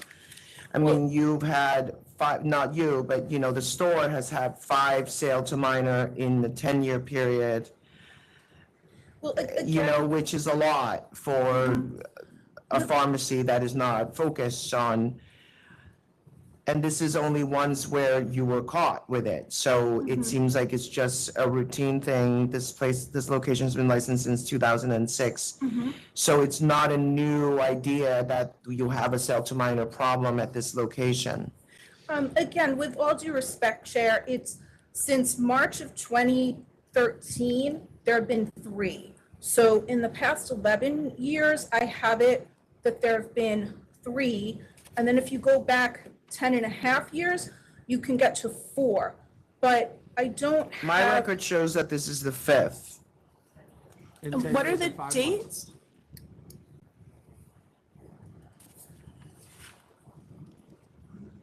I don't know that Because you're saying 6 months, we're saying 10 years and 5 months. Well, I'm saying you have to go back further even to get to 4. Like from my records, within 10 years, there's only 3. I have, Look, yes. I think the chair made an excellent point. This is a pharmacy, a drugstore, not a bar, tavern, and not a restaurant. Selling alcohol here is something else they do. And it seems like because it's something else they do, there's a lack of attention to the details, because you're having a continuing problem. Now, you're telling me that you've changed management, that this is an experienced manager, that he's going to take the ATAP course. These are good things to hear because we want to know that going forward, the problem is going to be ameliorated. But these are a lot of sales to minors in the same location, in an establishment that liquor is kind of what they do on the side. It's not the sole thing that they do. And it looks to us to be a problem. Okay, I totally understand, and they understand as well. If you look at their overall record, as I say, 435 stores across the state, they have an excellent compliance record. We're talking this store. Right, and that's why in this store, the manager evidently, there were 2 in the last 5 years. Evidently, there is an issue here, and a lot of the problem in this case was the fact that the person was allowed to sell without the training. So, this was sort of an off situation, and both of those people are no longer with the store. They put in someone experienced.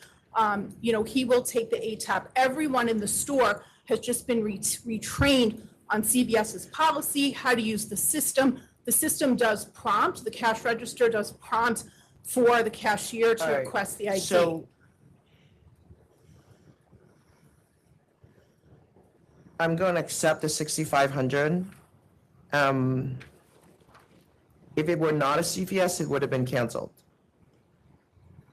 And so I'm going to require ATAP for all current employees and all future employees, meaning anyone who comes to work at this location needs to have ATAP training, and let's see what happens moving forward in the next 10 years. Just at this location. Just Chair. at this location. For now. Would that be something that CVS would be able to do or agree to do for just that location? For the location, would it be possible to limit it for now to the manager and anyone considered managerial? There's several people What is the on point if the team. manager is trained, but the person actually doing the sale is not trained? Then you're gonna come back, oh, we fired that employee. Like, that's not the point. The point is everyone needs to be trained. Well, everyone is trained. I'm not It's just asking for the the drivers, the internal. truck drivers, or anybody. I'm saying people who work at the cell register. We may need to make this a counter offer so that you could consider this. That's fine. Right. Yeah, you can consider it. I'm sorry, I missed that. This would be, since she's adding a condition, it would be a counter offer. So you would get the letter with the new condition, like accepting the $6,500, but for all employees at that location to be ATAP trained. And you can accept it or not, and if you don't, you'd go to hearing. Commissioner, you be okay with that, or? How many employees at this location? At this particular occasion, I'm not sure currently. I know that generally there would be a store manager, an assistant manager, some shift supervisors. So that's why I was suggesting if perhaps those people have the HAP training, that I could accept today. And then, as I say, the training that they have is very extensive. They go through, acceptable forms of ID, how to spot a fake Obviously ID. not working. I mean, you have 5 sales in 10 years. That's unusual. Very unusual. I'm just not sure on the dates. I'm really only seeing 3 in 10. Having everyone trained. I'm sorry? Having everyone trained would clearly send a message to this particular location that this is a serious issue. And it just seems to me that that is a practical solution. It's good that you have new management, that the person was responsible was terminated. These are all good things, okay? But this is an ongoing problem at this location. So it's you can counter offer, and you can consider it. But I think it would be a good thing to send a strong message to this particular location. Whatever the problem is there, it is a problem, and this will address it. So I will accept the 65. It was 65, right? Or it'll be like a denial, but you counteroffer the $6,500 in all current and future employees or ATAC training. Okay, yeah. Okay, so then I would have the opportunity to accept or propose an additional counter offer? And would I need to come back to do so, or? Accept or have a hearing, right. You would either accept it or you would have a hearing. Okay, and would I need to come back to accept it, or could I discuss that with council? You don't have to come back to accept it. Just pay it? You would submit saying you accept the counteroffer, and then you'll get another letter with what you need to pay and. Okay. Okay, thank you very much. Thank you all. Have a great day. Thank you. Next is 48, 49, 50, and 51. It's NEDNY 28 LLC and TNNY Hotel LLC.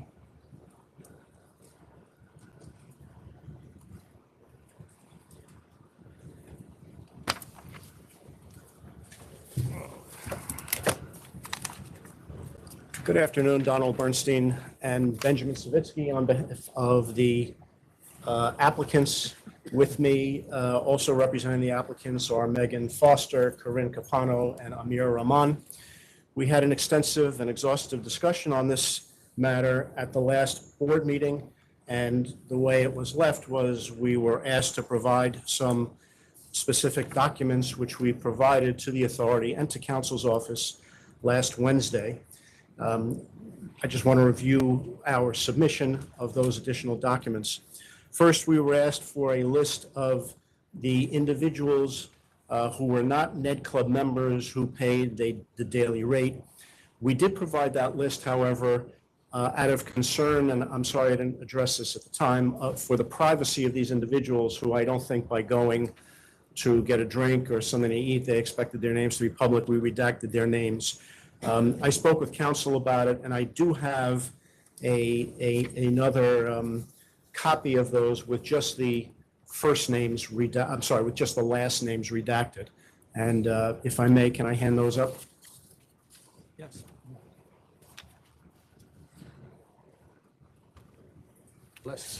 And I also wanted to add that in addition to those individuals, over 1,000 hotel guests who were not club members paid an amenity fee to access these spaces. Secondly, we were asked for an affidavit from an officer regarding the method of operation, agreeing to allow anyone from the public to book an event in all of these spaces, anyone who is a hotel guest to access these spaces, and anyone from the public who will pay the $50 cover fee access to these spaces. We have provided that detailed affidavit to you. Third, you wanted to see the website showing of the Net Hotel, showing and reciting that the spaces were all open to the public. We provided you with that mock-up. Understand this is not up yet because under the conditions by which the temporary permits were reinstated in mid-December, we were not accepting a daily rate. There was no members club. It was all open to the public. But this is what it will look like, hopefully starting tomorrow if we have this approved today. And if you look at the first page of Ned's Club New York, it says our membership types. One is Ned's Club, and the other very clearly on that page, it says public access. The Ned Nomad Club spaces are open to the public for a $50 daily rate, and you can actually purchase that and pay for that online. Further in that website, there's another page that talks about it being fully open to the public.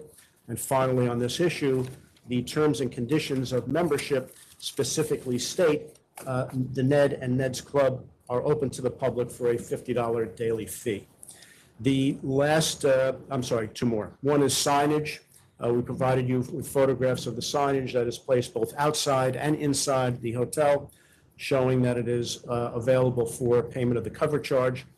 And lastly, you asked for documents to show how we advertise on social media to the public the events that are upcoming, and we've given you a sample of what is scheduled, and that's available through the app, and anyone can see that and has access. And as we made clear last time, members are not given preference to any of these. Anyone from the public can book it. There's no limitation to seats, fully available to the public. So we've provided you with all that documentation that you've requested. I believe that we had addressed all of the other issues at the last meeting, and hopefully you're satisfied with that submission, and we would ask for approval.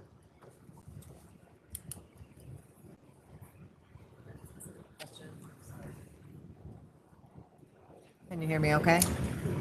Okay.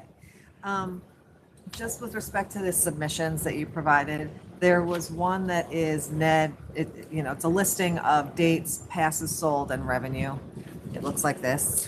I think that's a summary. Yeah, the summary. I just wanted to ask the pages that follow, the 7 pages after that show some what look like. That's the partially detail. redacted names. Are all of those included on the summary? Yes. Okay, thank you. Just curious.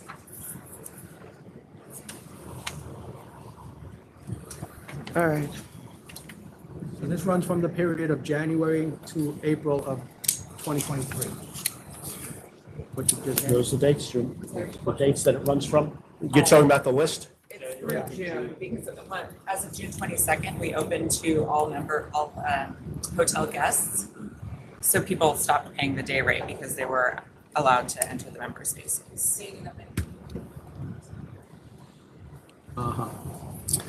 But, okay, does that mean that no one outside of a hotel guest has paid the daily? No, I don't know if you've been to the hotel, but it's not a typical lobby where you walk in off the street. There's a very small reception area, so it's not, we have the sign out, but there's not a lot of walk-ins to our lobby. Okay. But once it's approved, the signage goes back up. We've had to take the signage down. Oh, okay. But once we put it back up, it'll be outside and inside, so anybody that does walk in will be able to see it. And it will be on the website. Okay. I'm sorry? It's up now. It's up now. Okay, it's up now. It actually runs to May, January through May. I'm sorry? January through May is what I see here. Is the document? Of 2023. Unless it, hold on a second. No, you're right, June. My apologies. June, okay. Okay. And in terms of the affidavit,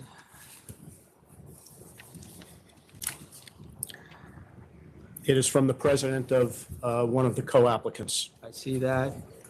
It is duly notarized on the 5th of March, 2024, Mr. Andrew Carney. Yes, he's identified in the application as the president of one of the co-applicants. Daily rate to be advertised on the website. Will maintain signage inside and outside. Periodically notify the public that it's open to the public via the above reference methods through social media, post physical traditional invitations, and other media as available and applicable as determined by the company. The company is aware that it must maintain the premises open to the public in ways described in this affidavit in order to continue operating under a hotel license, and in the event the company would like to alter its methods of entry, it must notify the authority in advance. Follow-up question? Yeah, sure. So just one other question with respect to the events. I saw the events that were shared, that were published.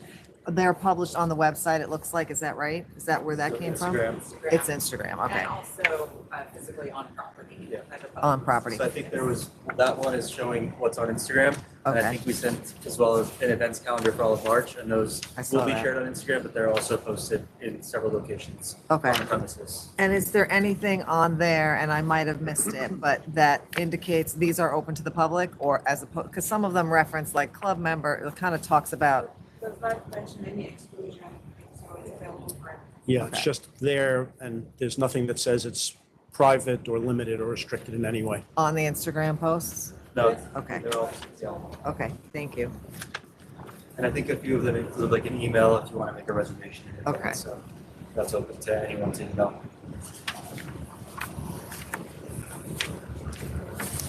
What do you say, Chair? I'm okay with it if you're okay with it. All right. Thank you for everything you've submitted. I think that we've really beat this to, I shouldn't say anything. We've done a lot of work together on this. I appreciate your effort and make sure you're sticking to what we agreed here. I'm going to vote to approve. I will also vote to approve. Thank you very much. Thank you. Commissioner, can I have what was provided to you? Oh,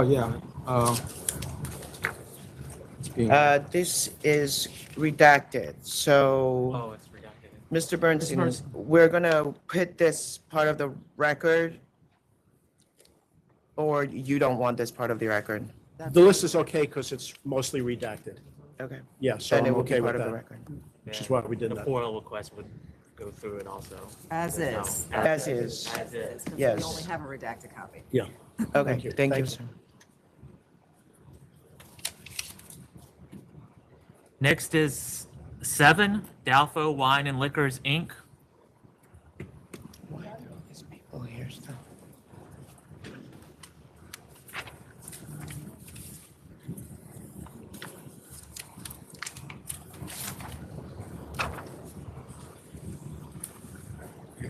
Yes. Brian. Good morning, Brian Solomon, representative for DALFO Wine and Liquors, Inc. With me is Tarath Singh, the sole principal. There is opposition. Okay, thank you. Good afternoon, Howard Levine for the objectants, New Century, 7th Avenue Wine, S&A Liquors, and Dong Brother Realty, Inc. This is an incredibly saturated area of Brooklyn. There are 8 liquor stores in just over a half a mile.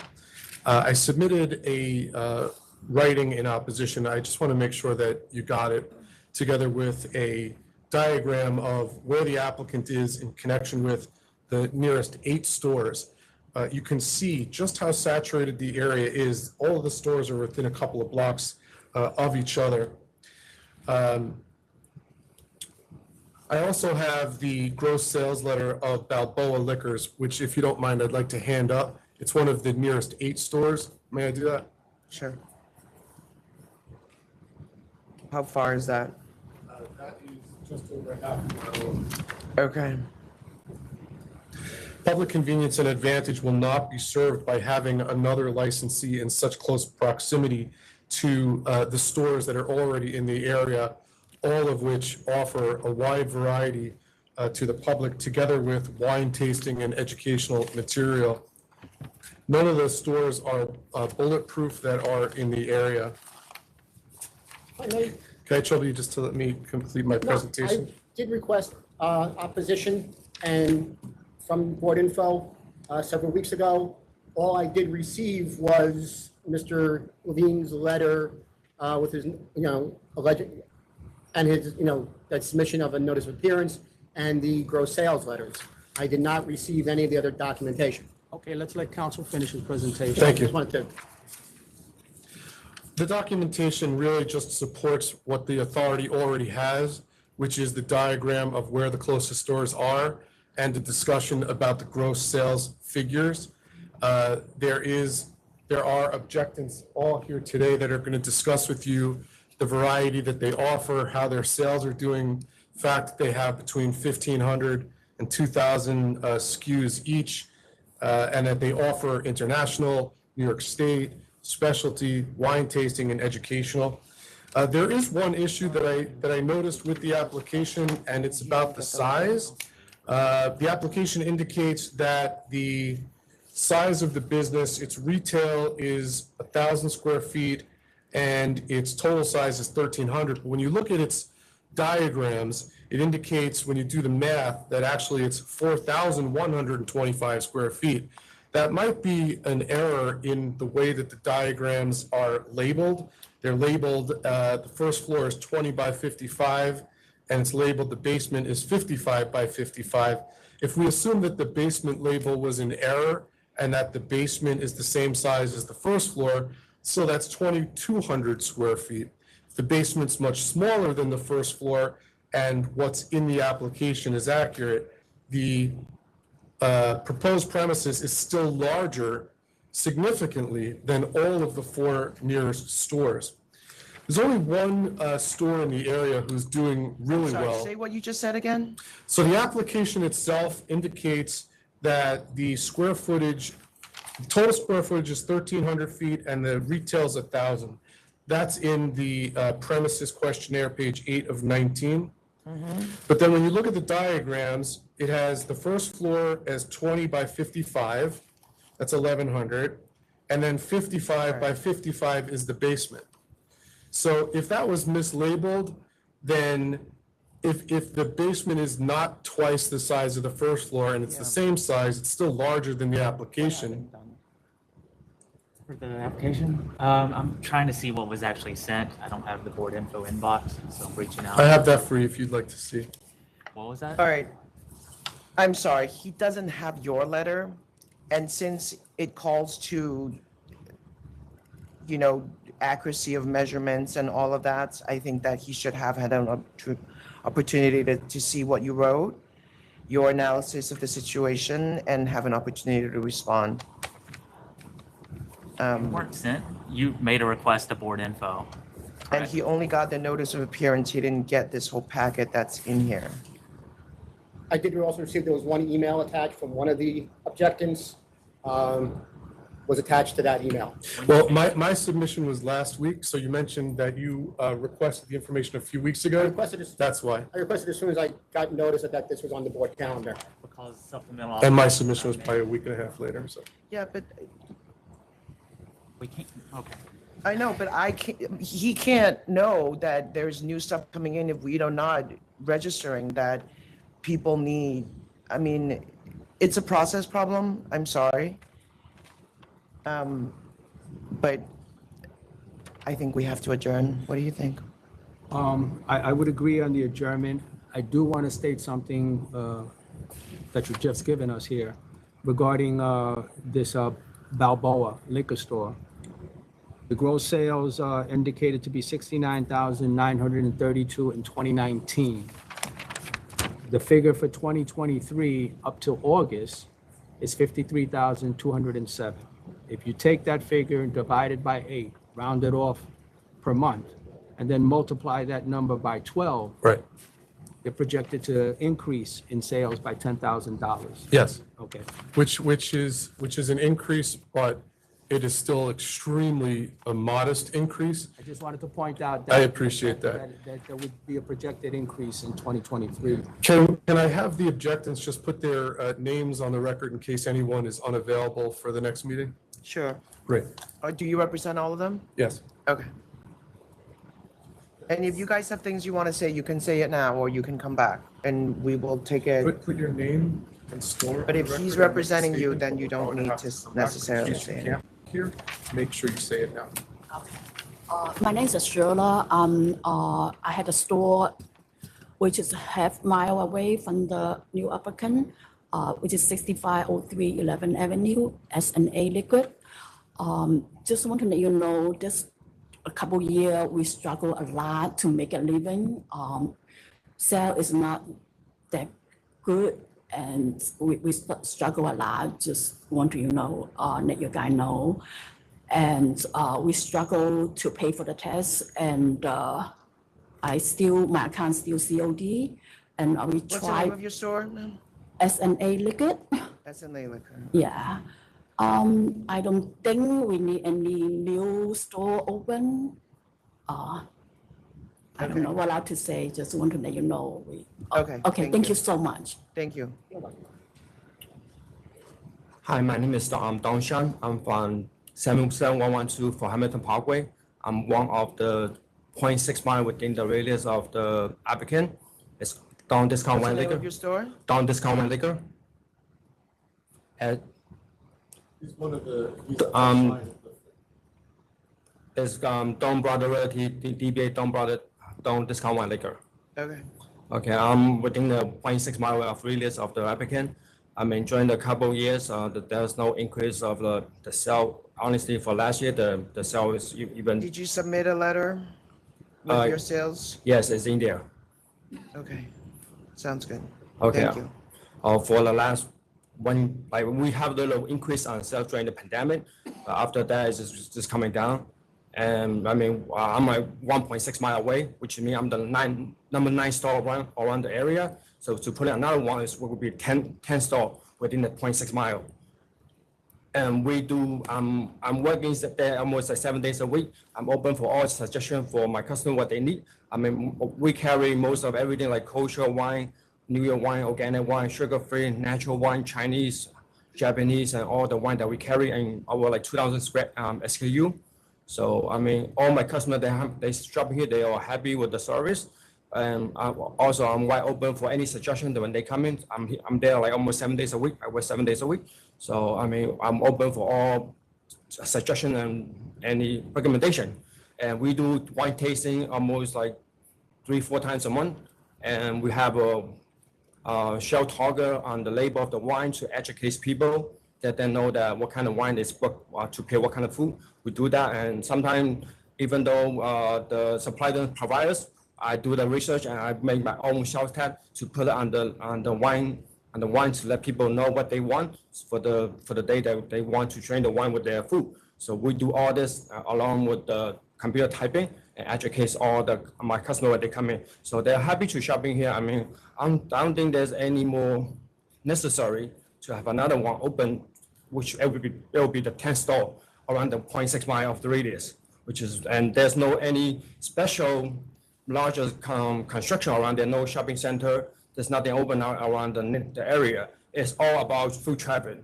And near, on the top of my store, there's a huge park, which is mechanic park. There's no residential. So some of my residential is coming from down the block. So I mean, there's no any convenience serving. It's all people, it's all foot traffic. It's not like driving.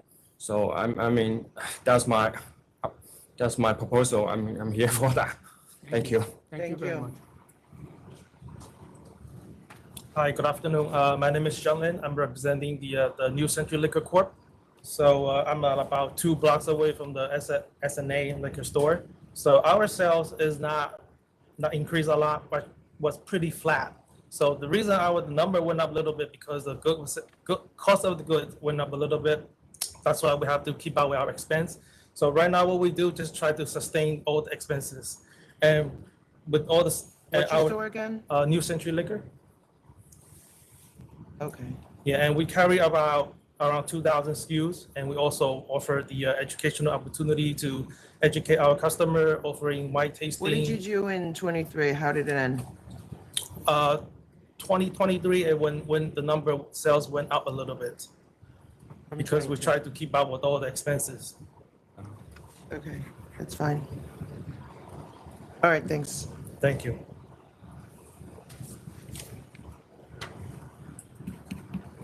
Hi, my name is Yeli. I represent 7th Avenue Wine and Liquors.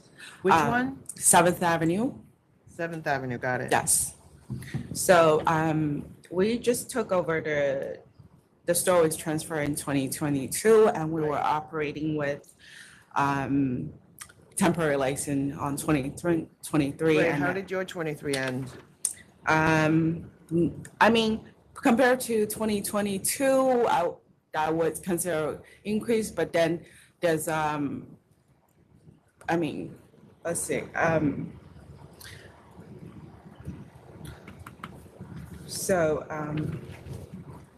We were, huh? The numbers we have show an increase. The numbers are submitted, but so the 2023 are a little modest than expected, but we were operating under a temporary license and also submitting credit approvals. So, and then with 2024 coming, we offer a good variety international, and we always accommodate with our customers.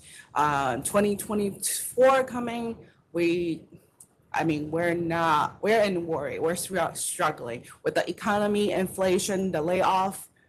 I think everybody here are worried about how it's gonna be.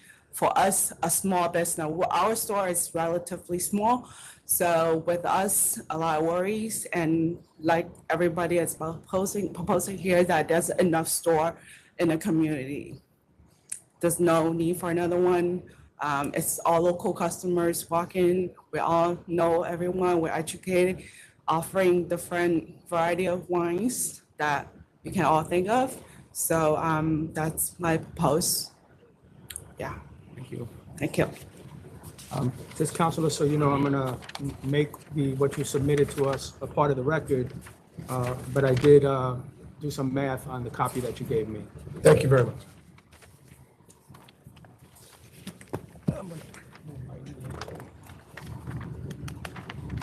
Donald, do you want a clean copy? Hey, Donald? Yes. Do you want a clean copy from them? Or is it fine? I already have this. Good.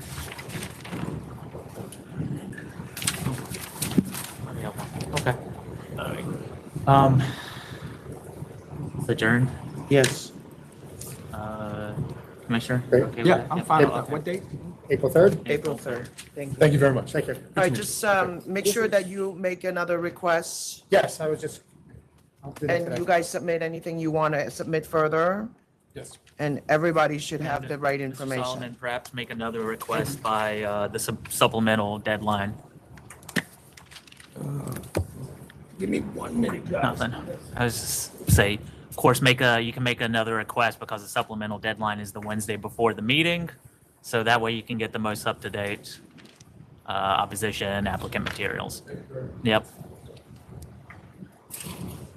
Yep, we're off the record for a brief recess. We'll be back shortly. That's 7, Donald. That was number Yeah, 7. that was No, so, yeah. so.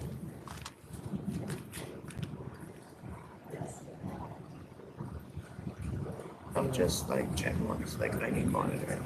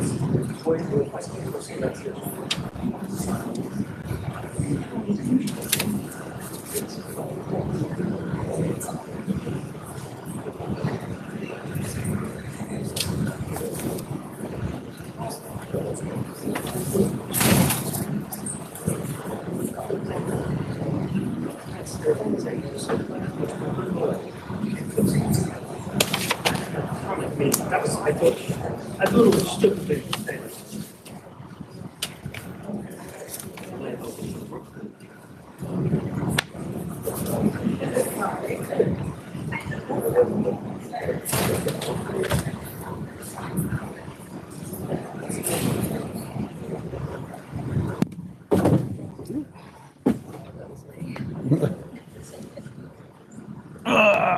Oh, boy.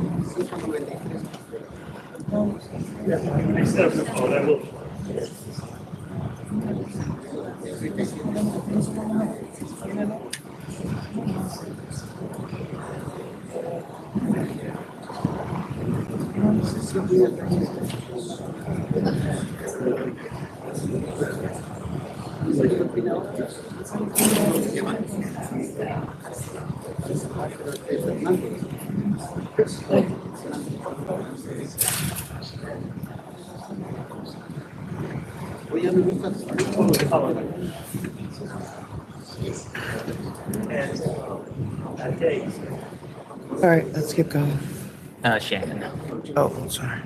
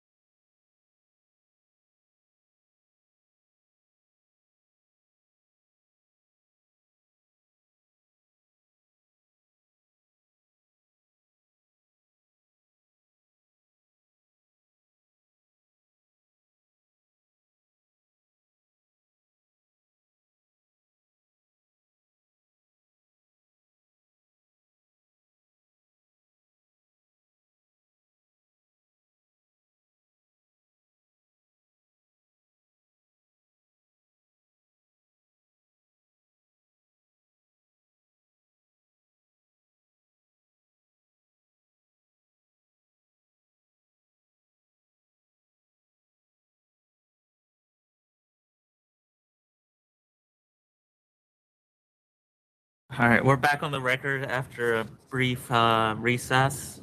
Next item is 33 Francesca's Cellar, GBA Village Vines.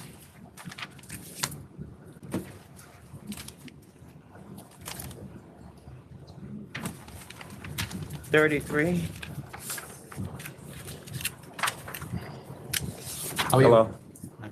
My name is Frank Genovas, and my daughter is Francesca Genovas.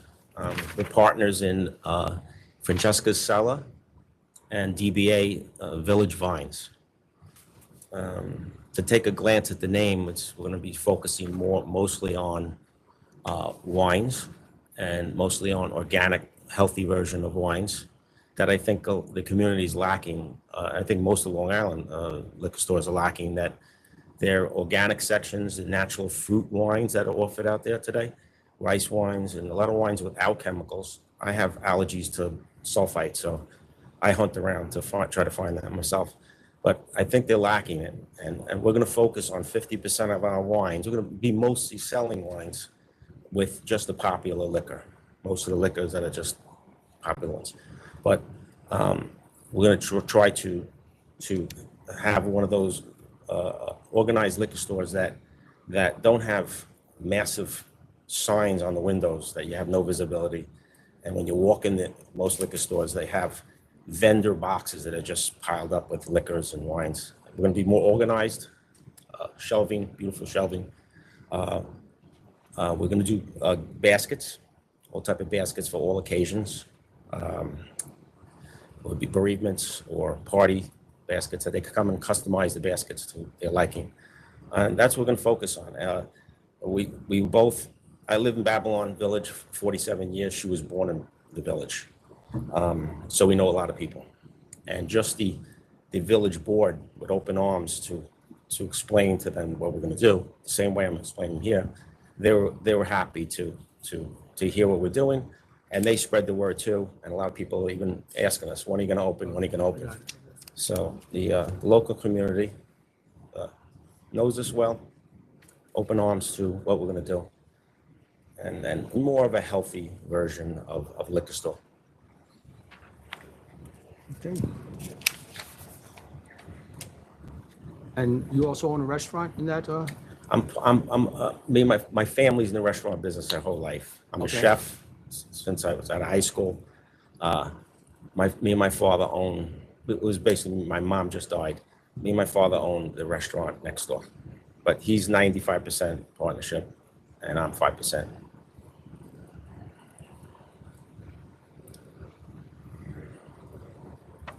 The gross sale figures that I received,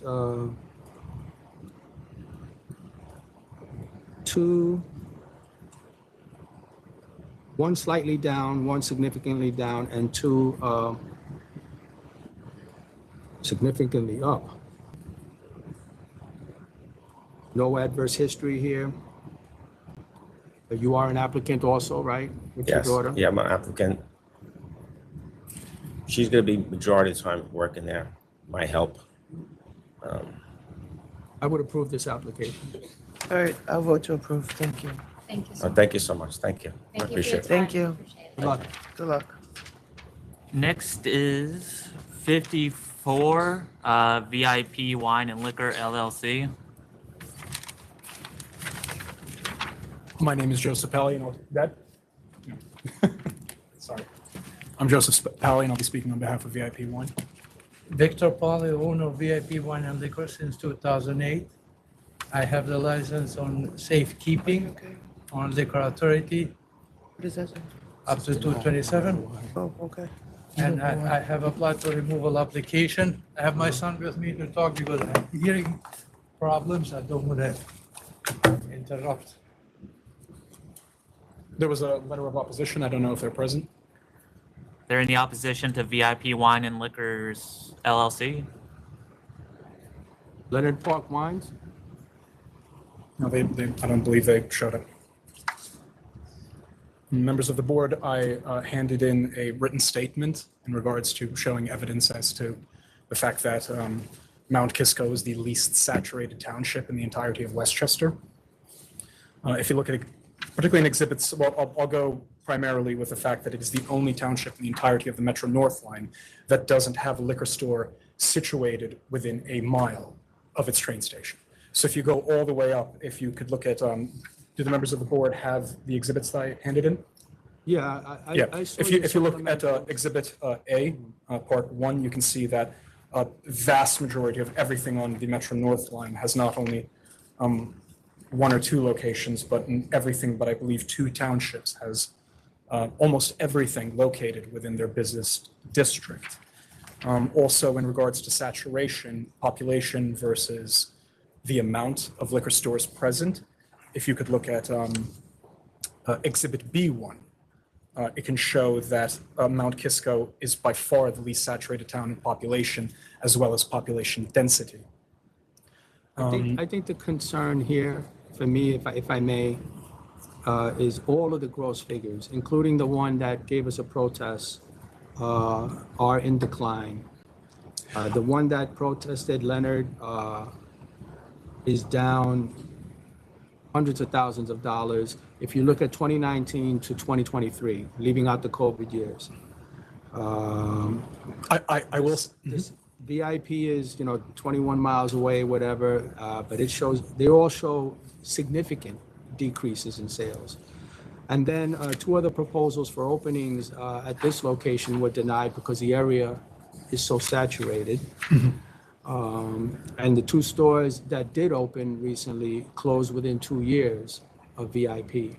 So the concern is, what is the need? The numbers don't seem to support it. If I may, members of the board, the vast majority of the stores that we are talking about, including Outlet, including Leonard Park, a lot of their hit is the fact that they're in the online sales market. Uber Eats is cutting into that. We are a local convenience shop. We are less than half the size of either one of these 2 stores. Even as VIP had operated in the past, we operate as a local convenience store. In regards to a matter of public convenience, Mount Kisco is exceptionally disproportionate in how it inconveniences either disabled customers, commuter customers, anyone that wants to purchase wine. And they have absolutely no wine or liquor store anywhere close to their affordable housing sector, which I also showed. It exceptionally and disproportionately affects those who are not taking a car in. Also, if you see even the statistics and I hate to bring up this point, but for Outlet and Leonard Park, their ratings and almost all the rating services have been going down. The customer complaints of higher prices for Leonard Park. Outlet has a 1.9 rating. It was the lowest rating we could find in the entirety of Westchester County. So it isn't necessarily just a matter of these companies seeing a decrease in sales. If you could see Exhibit C1, Leonard Park has a 23.6 square mile range of zero competition. They are in 4 different townships where they are equidistant in the entirety of that suburb to the stores that are opening up within that township. It isn't a matter of the fact that they're experiencing decreasing sales exclusively because of the fact that there's no need for Mount Kisco, where they have absolutely no liquor store within their business district, and any customer who isn't commuting in a car. What about Mount Kisco Wines and Spirits at 195 North Bedford Road? We received no data from them whatsoever.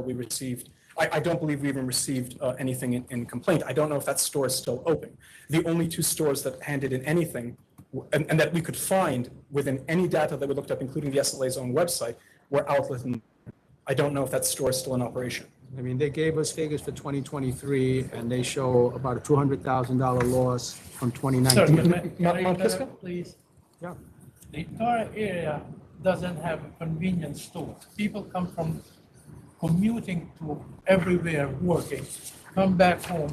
The idea that I've been operating for 15 years was a man coming home to his wife and his family, 1 bottle of wine, goes home.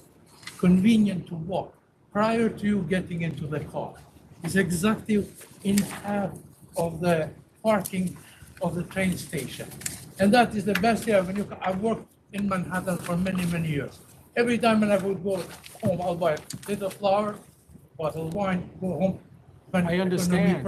I understand that you're saying So that it I'm would be saying it has a convenient. convenience. Yeah, but what about the need? What about the need for another liquor store? I believe there is, sorry, his hearing isn't too good. I believe there is a need for another liquor store within the area because of every one of the townships. It is the only one that doesn't have one within their business district. It is the only one that doesn't have one within any range of their train traffic. The truth is that it exceptionally and disproportionately affects those who do not wish to take a car. In an era of increased climate consciousness, there is no liquor store within the proximity of the town. Of the town itself. The ones that are there are situated between multiple suburbs, and each one of them is in competition well outside of our range as a wine convenience store. Essentially, just you're going to and from the train, or you're in the affordable housing sector. You wish to get a bottle of wine, and you wish to go home.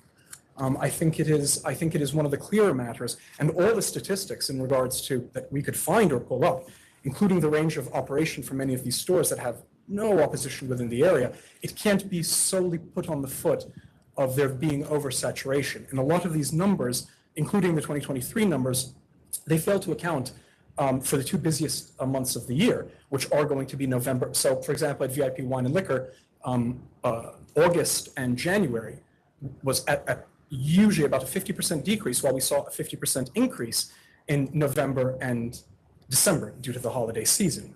I think it's one of the clearest cases of lack of options, and complacency does unfortunately cause deterioration. This is a matter of, I can't imagine a greater matter of public convenience. Beyond that, the town of Mount Kisco themselves as of January, had a hearing that pedestrians in the town are being kind of unfairly trod upon. There was multiple issues with them having to go well without the boundaries of the town. There's going to be, I believe, a board meeting for Mount Kisco in, I think, May for pedestrian safety. This is a concern of theirs, and this is one that has been multiple times cited. And beyond that, we're not really going to be cutting Do into you have this. anything from the town that, from Mount Kisco that supports the We don't have anything from Mount Kisco itself. We do, I mean, we could pull up the data for the fact that they have pedestrian safety concerns. That I could pull up immediately. There was an article by their own, but nothing but from the town itself From towards the us. town, we haven't communicated to the town at all. But I see, because even if Leonard somehow opposed, I don't believe they even showed up.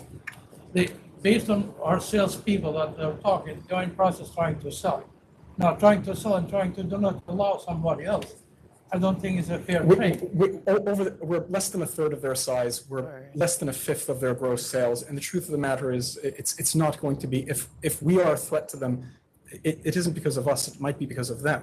We operate exclusively as a wine convenience store. It's not so that you're a threat to them. It's we have to have some standard to review these things. One of the things we do is look at, is there a need for additional stores in this particular area? And we use sales figures to do that. It is not a perfect science, but it is some standard. And we want to be fair in how we apply these things. So we try to use a standard. All of the numbers, all the ones that we got show decreases. So can I just interject? Yes. 1 second, Commissioner? Yeah, go ahead. The only thing that I see here is that he actually has a license. He's looking to move. This is not a new store. Okay. And so he has a clean record. He's been operating since 2008. He's asking to move 20 miles. He's handled this properly. There's structural damage to his building. He's closed his store. He put it in safekeeping. And so to some extent, we really I would say, let me just finish. I would say that we owe them. I do have the structural damage that, okay, so We there's a owe need it, to move. yes, I'm like sorry, he I has to, glanced over that. Thank you. this is not a new store into the area. And when I'm looking at public convenience and advantage, he is very close to the train. They're arguing that they're within 1 mile of the train. I got that part.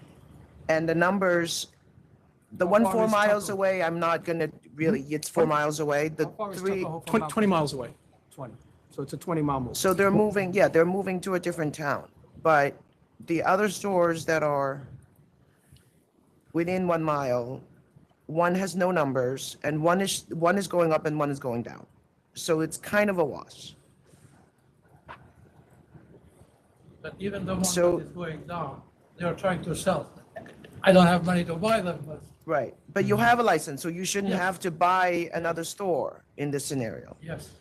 So in my mind, it's like, and sometimes we just have to, because where else is he gonna go? Because he doesn't have. Well, that's the question. Is there another location that you could go? Because this location, 2 other proposed openings there were denied. If I may finish. Because the area was deemed to be saturated. But And 2 other stores there closed within 2 years. If we may, members of the board, trust me, we wouldn't have moved 20 miles away a far distance. We looked for a I very get it large that period you're of time good, not to that you're a inconvenience good anyone else. applicant. I get it that you have a need to move, that you're not doing this willy-nilly. I get all that. none of the stores that you said 2 open and 2 closed were close to the train station. The entire idea for me is to I understand the convenience also. of commuters coming from understand. Manhattan to home. I mean, I'm encouraged by the photos they submitted. It looks like a very modern look. So I think it is going to be a different experience for the commuters in the area.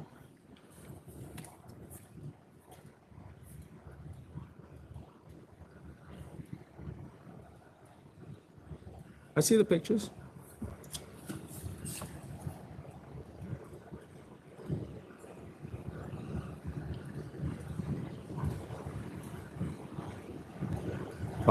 I don't know what to say. I think the chair has a different view of this than I Sir, do, that obviously. one That's Be it okay. any I'm problem, just not explaining to to you the, what my not to thoughts another are. store. It's a convenience store for people. As I told you, I worked in Manhattan for multiple years. Every time when I went home to my family, took some flowers, took a bottle of wine, went home. If I may, Commissioner De Leon, we were in Tuckahoe for, I mean, we got commendations from the local mayor and everything. We were for years. I would have never, rather, my father would have never moved were it not the need to do so. We lost tens of thousands of dollars worth of inventory because of the structural damage due to a maladroit landlord. Sir, there is no doubt of the qualifications of this applicant, the way you've conducted your business, the fact that you're doing this out of necessity, not for some ulterior motive. I get all of that. I honestly do. The numbers are significant at the particular location that you've chosen to move to. They're not a little down, they are significantly down. And then we have 2 other proposed openings, like I said, that were denied because of saturation. But none of them was, I'm sorry. Sir, and 2 that were open and then closed within 2 years. So am I to say, go ahead and, move in there and, give it your Members best of the shot? board, it won't bother nobody. It's not a big liquor store. 900 square feet is a quarter of all the 2 stores. All the 2 stores make multi-million dollars. And one of the stores has an increase in sales, not a decrease. Yeah, are we looking at the same numbers? Because this is their store. The down is him. Take 2019, take the figures that you got for 2023. And this is an increase. I don't use, you told me not to. Well, I was always told, don't look at COVID. No, I'm not So, looking at COVID. From 19 is Look at 3.7. Look at 2019, take whatever figure you have for 20. I know, but this is himself. So this is not relevant because this is him going down. VIP is him. Yeah. Well, So those then the next one, outlet wines. Take 2019 again. Which is Take the number that you 2.7. have for 2023, divide it by the number of mounts that was given to you, and then multiply it by 12. That's how I do it. Okay, but we have the full year of 22, which is 4.1. We So always said we disregard 2022, that it was a bump year, that it's an anomaly. No, I mean, I would argue that COVID ended in 21, and so I always look at the 22 numbers. That's different. Because it came down, like, look, this is 3.7, 4.3, 4.2, and 4.1. This. May I interrupt, please? Maybe we'll step out and have a little discussion, sir. They want to discuss it. Okay. Just one. No, one it's thing fine. prior I to mean, we don't leaving. need to discuss it. I mean, The we don't need to closest argue liquor about when store COVID has ended. increased sales. The further liquor store has a decrease. I don't think the closest would complain. They didn't. I'm sorry, I've interrupted. Are you taking a recess or are you? I don't know what we're doing. You want to talk about it, or you It's just want to vote? Up to the members. I don't know. Do you have a question for council? Because we can consult with council, but I mean, the numbers are the numbers. The numbers are the numbers. All right. So are we voting? Are you ready to vote? I'm ready to vote. All right. If you would wish to come up, the members are ready to vote.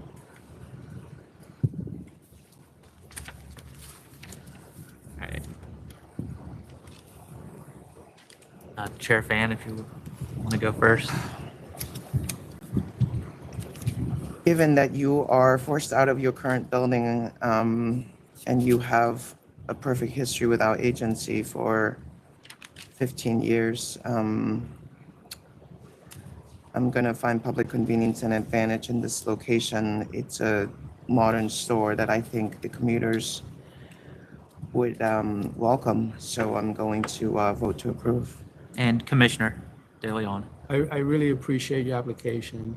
And, Thank you. And I want to say this in the most respectful way, but for the reasons that I've already cited on the record, I must vote to deny. So what is the final verdict? So it's a denial because it's a split vote. We currently don't have a third member, so since there's not a majority, it's a denial. Is there any way that we can ask for a reconsideration or an appeal? This is our entire family business. You This is- can, and maybe one thing that might help for me, if despite these figures and despite the track record that I've given you, if the town will come back and say, despite all that, we really support this endeavor. But If you can, I live in White Plains, I don't live in Mount Kisco. I don't know politicians. If I just may, if we can show statistics that the town is considering safety to pedestrians, if we can give you that article, would that be something you can consider? Because at the moment, like I said, this is our entire livelihood. And we operated well for 15 years. We really didn't want to do this. I get how you have operated. I really, really appreciate it. It's exemplary. I understand What's that. the reason? I understand. What's the reason besides the denial, on your point of view? Am I causing trouble to the one that is further? If we may ask, Commissioner, just, yes. Look, I've been as clear as I can be. Okay. I really have been. What I'm suggesting is if you want to talk to the community, if you can garner community support for this, that the people will come back to us and tell us, well, despite what the numbers show you or whatever it is, we really want this. The city wants this, or the village, or something like that. Then I could certainly take that into consideration. But I'm looking at numbers and I'm looking at a track record that just says this particular location, this spot, doesn't need it. Despite the fact that it's the least saturated in Westchester? That's not what the information that I have. It is the least saturated in Westchester. All right. The data Yeah. we get. Thank you very much. Gentlemen, you do have the opportunity to continue making with the to submit a request for reconsideration. Can we submit a request? You can submit as much new information, as much new documentation as you want. Rewatch this video, listen to what what the commissioner had to say. But you can do that. But we do have to move on to other applications. Okay, we have to go. Okay. I'm sorry. Thank you. Next is 43 Central Station Bar Corp.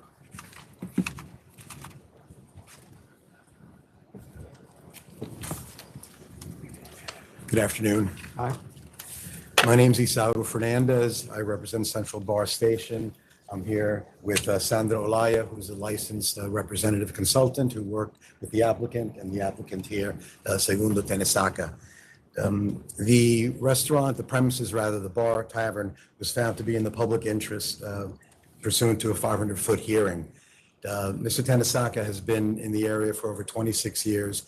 He actually has now a pizzeria restaurant close by in close proximity in Sunnyside, where it just was approved for a bar and wine license. The community board, that's one of the reasons Ms. Alaya is here. The community board requested stipulations. The bars in the area, all the bars in the area, or most of the bars in the area, open till 4 a.m.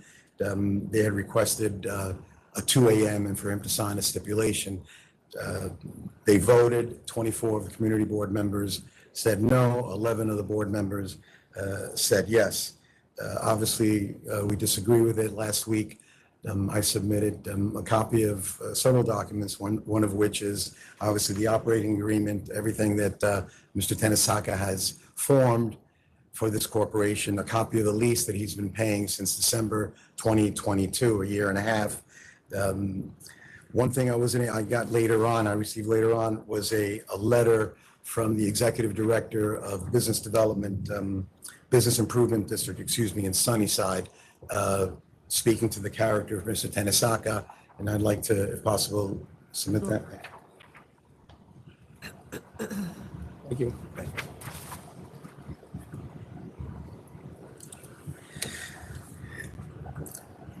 One of the reasons that the community board also set was that there are more than 3 licensed liquor establishments in that area. Yeah, that is true. There are a lot of bars and taverns in that area. One of the challenges is this location has been closed for 3 years. The landlord has not been able to find anyone reputable, professional, with the background that Mr. Tenesaka has, having started working restaurants in the mid-2000s in the city, and then opening up his restaurant, the pizzeria, and then finally being able to get that recent approval for the beer and wine license that he had been operating since 2013. He just recently received that. Ms. Alaya also was able to secure 136 petitions. We can get more, just people who signed to Mr. Tenesaka's character, to what he's done in the community. So we respectfully are here hoping, and again, the hours of operation to be from 12 to 4 a.m. or what the board I would thought you were would requesting recommend. 2 AM. I don't understand why it's now 4 AM. Excuse me? I thought you just said earlier that you were requesting 2 AM. No, the community board had requested 2 AM, but we were requesting 4 AM except for Sundays. Sundays would be till 2 AM.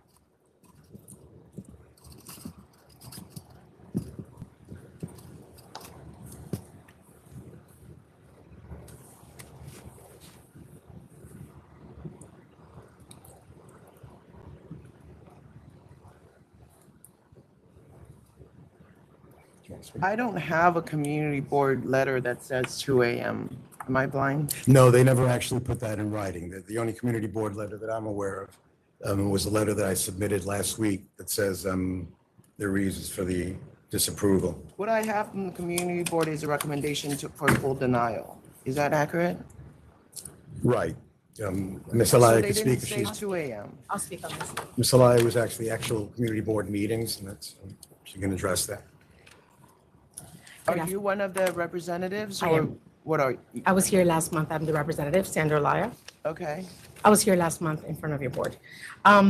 You requested that we go back to the community board and have dialogue with them regarding, their decision. Right. That they sent the day And you're saying before. that they're not responsive. At all. We've contacted them. I've emailed them 3 times, which the letters are there. There was one more letter, Right, there's an additional that we failed to submit, and they have not Yeah, responded but to. if you're telling me that you had a meeting with them and their standard was they wanted 2 AM and you at that point didn't agree to it. This was a year ago. It doesn't matter that it was a year ago. That's the opportunity you had in front of the community, and the community made some requests and you did not agree to it.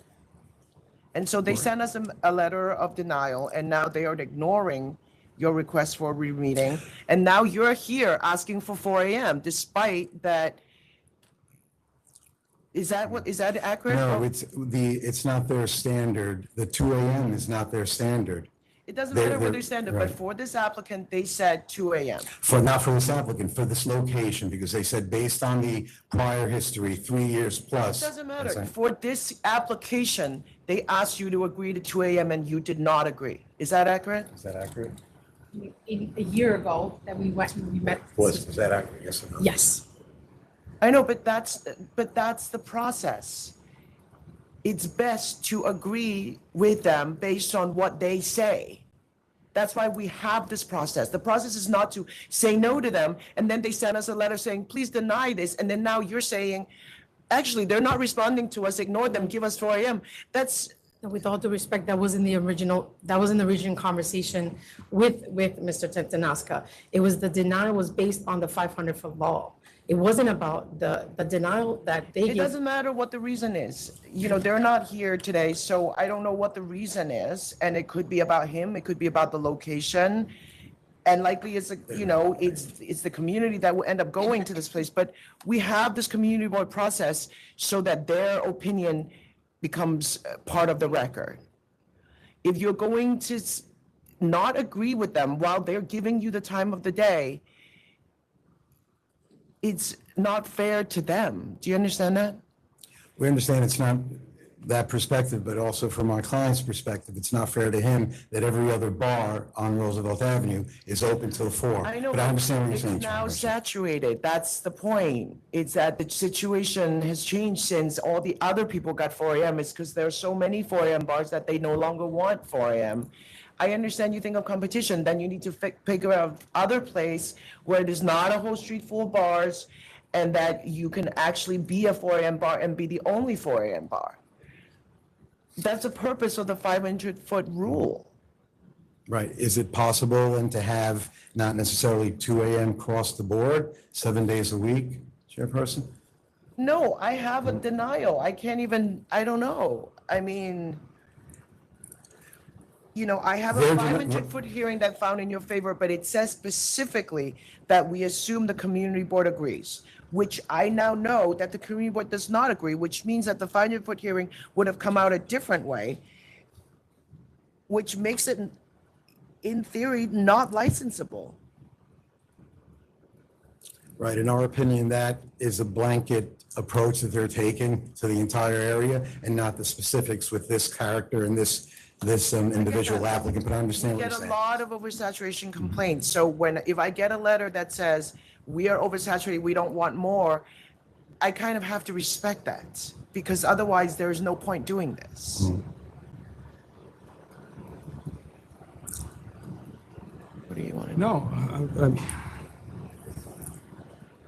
without the community board support, it makes it hard. You just heard me speak about how important it is to me that the community welcomes the new establishment or whatever it is.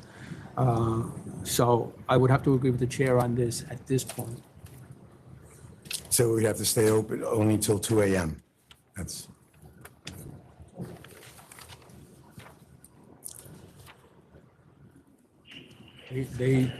The community board is okay with 2 a.m.? They were just saying that. We don't know that. Have anything in writing? That's true. We don't have anything in writing. I mean, what they said is, please deny.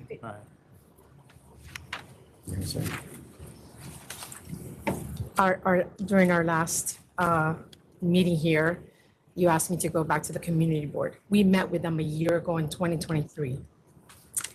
During our committee meeting, which is on the phone through a Zoom call, it was we had a dialogue regarding his method of operation. Neither during any of that conversation was he asked if he's willing to sign a 2 p.m. stipulation. That was the end of that. The Community Board 3 in Queens demands that you also go to a second meeting in person for the members at large. During that meeting, there was a 24-11 vote on this particular case. There's one committee member in this board that's 2 stores from him that has been supporting this application. And it's on record that he voted to approve this application. You're saying it was 24-11 in favor? To deny. But again, it was never about the 500-foot law. This was, obviously, we don't submit anything to the state until we meet with these community boards. They had an opportunity during this 500-foot hearing to submit something to the agency, which was not done. So it's not like we're going around the community board trying to get someone a license. Yeah, but now I have it. They have a letter saying specifically that we recommend denial, so. Based on the 500-foot law. I don't, Which is the again. law we have. And I understand. To avoid oversaturation, which is a big problem in this area. Now, this is another thing that I wanted to bring up as far as the proximity report. It's unfortunate, yes, that a lot of these premises, if you look at the proximity report, a lot of them are listed as restaurants. That may be operating as a bar, but that really has nothing to do with. I know, but you're trying to have a nightclub here. But if you look, excuse me, That's what they Commissioner don't want, Fan, is they if you don't look at want this, a nightclub. it's not a nightclub, it's a sports bar. And as a matter It of says dancing by patrons. I have not seen anybody ever dance at a sports bar. the reason why I'm telling you this is because the certificate of occupancy also states that this is a cabaret eating and drinking. So it's not like the legal use of this premise is a cabaret. It's not a club. He's not operating a club. He's actually going to have. But you have to listen to the community, so. I mean. I think I'm gonna. I think so. I mean, what else can we do?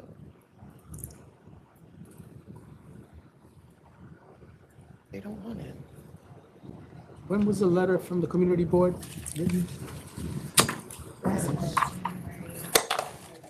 January 30th? Of 2023? 24. Or 24? That's pretty recent. They've had a year. right, it was about a year after the meeting. Let me see. But we I have a just- copy here. They just expressed their denial this January, right now. Right. I'm gonna vote to deny. I'm gonna have to agree with the chair. I'm sorry. Would we be able to possibly adjourn and get something from the community board? We already did that last time. But they didn't respond. They haven't responded. We'll be able to address I that have to more assume force. that they feel like they have done the work. You know, at this point, you know, I can't ask these volunteers that operate on the community board to give more attention than they have already done. You know, when you get a meeting with them, that's the time to negotiate. So then it's denied. Ask for reconsideration and, Okay. you know, ask for it timely matter, and you can try to go back to community board in the meantime and see if you can get something. And we, you know, just as long as you request a recon in 30 days, we will hold on to it. Okay? Okay, thank you. Next is 52 PCR Food Inc.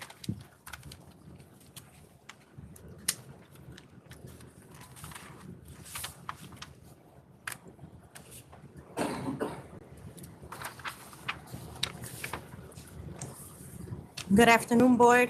Sorry, can you hold on one Okay.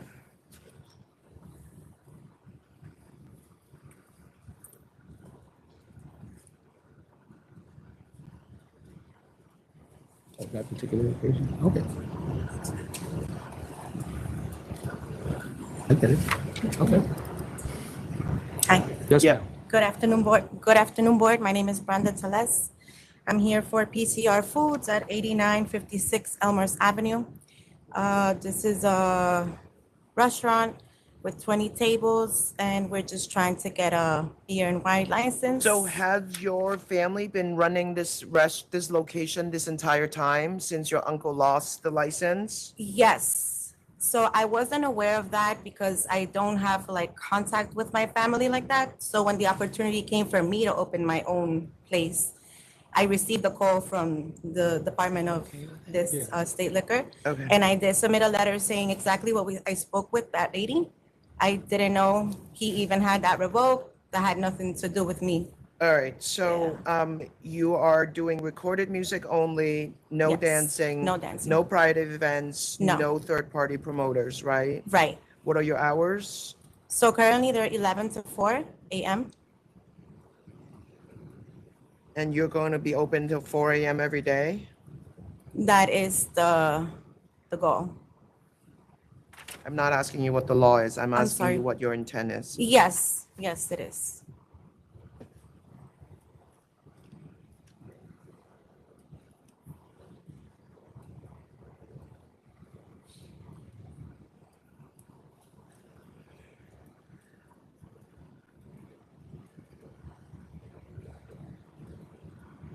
So you know that your uncle was revoked here?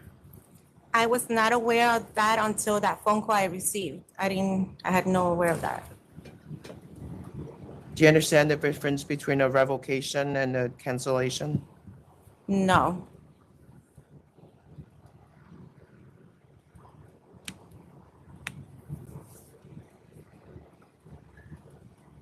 There were very serious charges for a long time, Okay.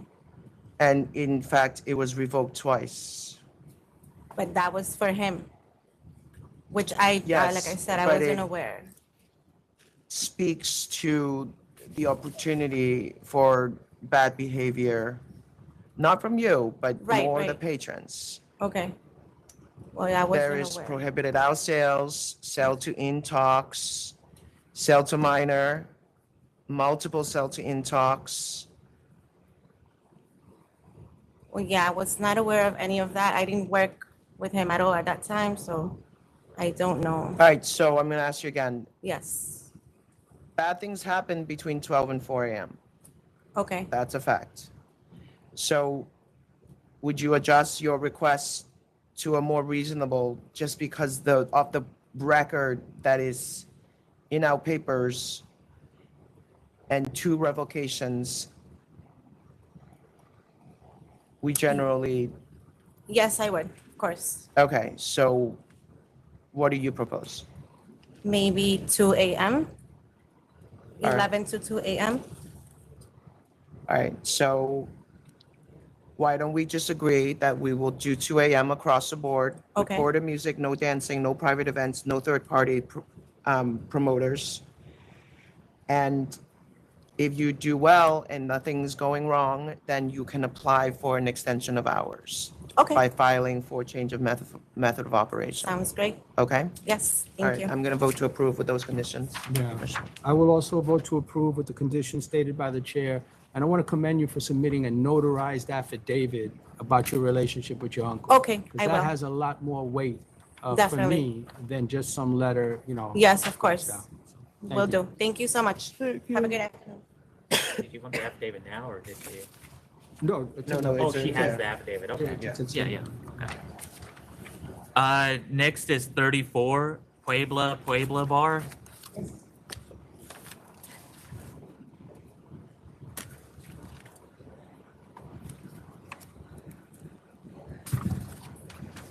Oh, boy. Oh, are they on their way? Yeah.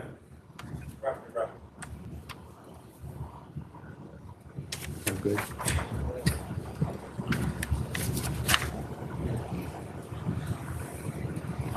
Sorry. That's okay. It's just waking up from the last one, okay. Good afternoon, Isauro Fernandez for Puebla. I have with me Aremino Hernandez. It is an application for a class change. The establishment has issues and has had issues in the past. He's addressing them now. 34.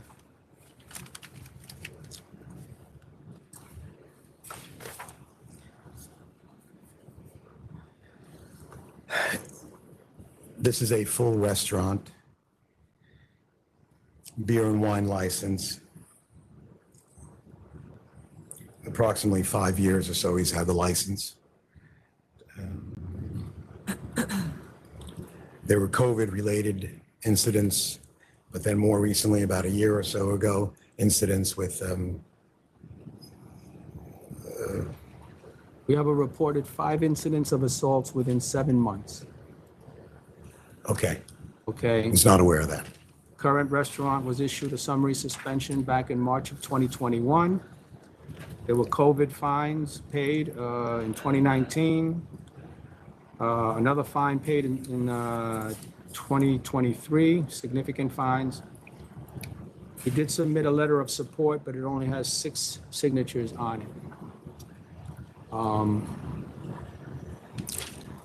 This is not a good record. Right. Anything you want to address or anything you want to say about that?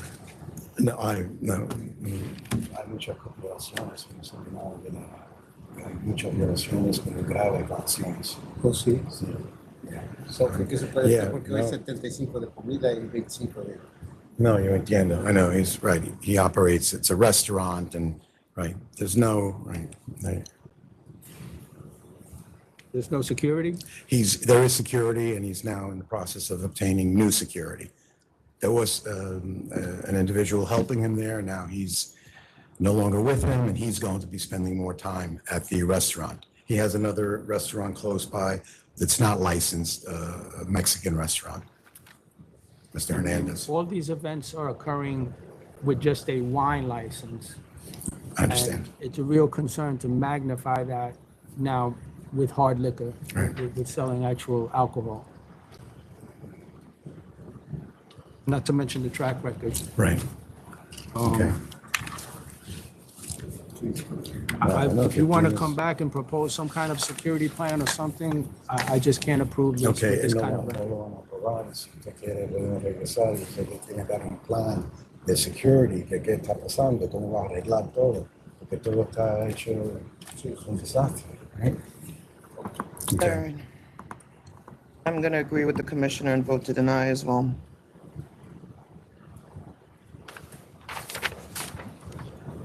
Commissioner, you voted to deny. To deny. Okay. Thank you. Next is 2-001. It's a request for a declaratory ruling for Raj 2 LLC.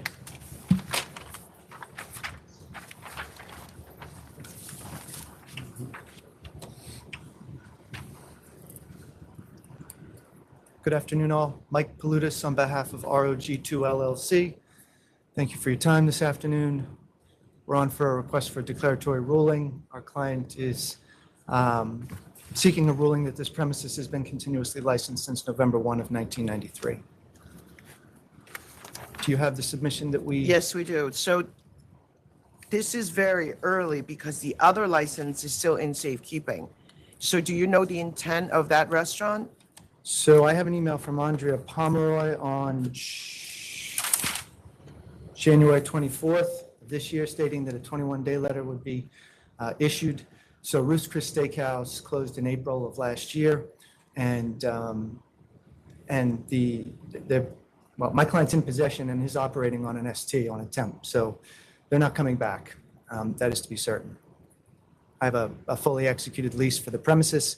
You have an affidavit in the record from the landlord who is also one of the owners of. According to our records, their license is still in safekeeping. So just follow through and make sure that the abandonment letter and all of that is followed through.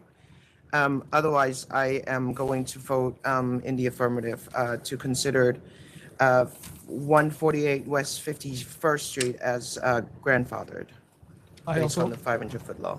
I also vote in the affirmative. Chair, could I just ask that the restrictions on the license that are currently in place as a result of this ruling be immediately removed? Is that something we can do here today? No, because what, the temp? They have a temp. So we have a because temp. It was subject to the 500-foot law. It has the restrictions on that temp. They're currently operating on a temp that requires them to close at midnight, and Oh, I see. Yeah, but they're also going a restaurant to a bar. So the community board has no comment on this application, so where's the application? it will be, When did you file it's in, the application? we filed the application, we mailed it out in November of last year, it was filed December 1st. Community Board 5 has no comment on this application. Why they're able to have a temp, because it was in the affirmative already. So they want to get the restrictions on the temp removed. Because if they're not subject to the 500-foot law, then they don't have those restrictions. I know, but then we have a problem of grandfathering a place that is going from a restaurant to a bar, which we are really not supposed to do.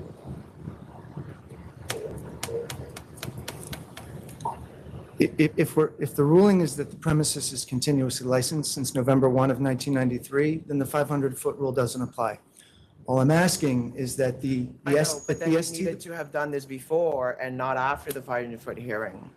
I don't know. Can we No, talk about I noted it it's in the record. I noted it in the application. We're going to go off the record for a brief conference with council. We'll be back on shortly.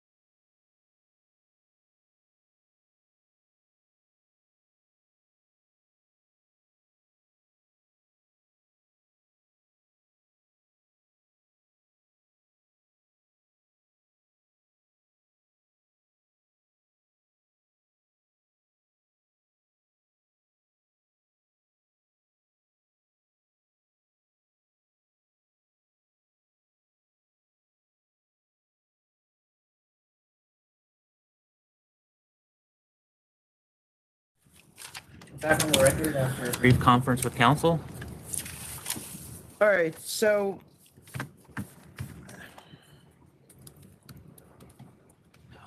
we understand what you're saying and why it would make sense to you, but to the extent that there is already 500-foot hearing, there's a decision in the system, it's, you know, the order of your process is wrong. And so you should have asked for this first, and then you would have gotten a different temp. We don't have a process of switching the temp that you have to a temp that the 500-foot rule doesn't apply. So, you know, we have to be fair. It's not about your situation. I mean, to the extent that there's still another license in safekeeping, there's still work to be done on cleaning all of that up. And so for now, we're going to grant the declaratory ruling, which is, you know, last time we did not grant one because, you know, it was a restaurant going to a tavern and, you know, the licensing have not had an opportunity to even look at the application. And so we declined to issue it. And so Chair, may I on be your heard? request, it's a no. May I be heard, please? I sent an email to Maureen while you were on break. I had discussed this with Mark Fraring. It was a different application, but exactly the same procedural steps. Yeah, but having the 500-foot hearing decision be moot is nothing to do with the conditions that apply to a temp. That's a different set of laws, is a different statute. We don't write the laws, we just enforce them.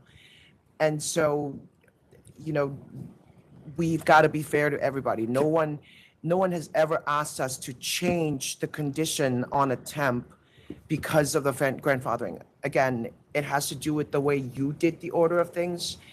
And so this is not actually a vote because there's no request on paper for this either. And so it is what it is. You're grandfathered and you have to wait for your license. It is a restaurant, Chair. We filed it as a restaurant. It's not a tavern. It's been filed as a restaurant. I know. I'm saying if you were a tavern, we wouldn't have issued the grandfathering, but now we did it because you filed as a restaurant and we're fully aware of that. Can we file for a new temp with a different box checked? Yes, probably. That's a good idea. May You I can file a new temp, application for a temporary retail permit with the other box checked? Right? Yeah, Okay. you can ask for a new temp. Go ahead. St. Patrick's Day is Saturday. We don't have a I- it's- process of I understand. changing. So if I I say- understand, but we I are will bounded by walk- the laws that we I understand. If enforce. I walk the application in with the fee, I can't promise anything, sir. You figured it out, try to do it. thank you. You're welcome. All right, next items are 40 and 41, 232 14th Street, LLC. 244, what? Sorry, did I say 240? 31, you said? No, 40 and 41. Okay. Yeah, the item is 232 14th Street. So too many numbers. All right. Where are you on this? This is where there was a lot of opposition. Yeah. I think, and he was supposed to review it. Yeah. What is it? What number? It's 40 and 41. Frank Pillow for the applicant, and Evelyn Goncalves. Okay. we'll step aside for the, and let the opposition proceed. Or No, They they already- already, they already went, this was about you reviewing the information. And I did, and filed a submission on behalf of my client. Okay. If you have any questions, I'd be happy to answer. We understand, we take full responsibility for what happened during Halloween of last year. We have corrected it. In fact, I have with me, and I apologize, I only got it yesterday, a letter from a resident in 1B, who is the resident who sent the majority of the 301 complaints during the Halloween weekend. I can hand this up. Okay.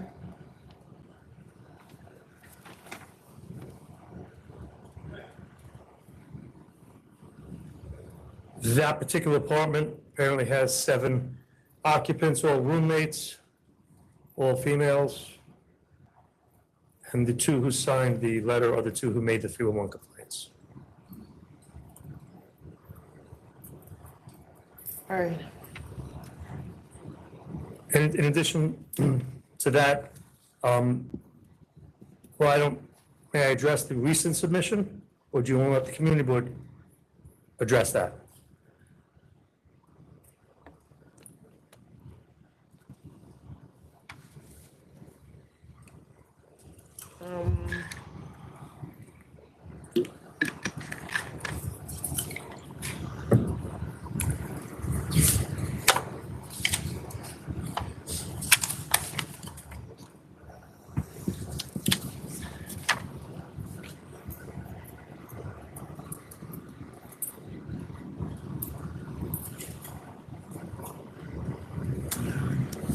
Okay.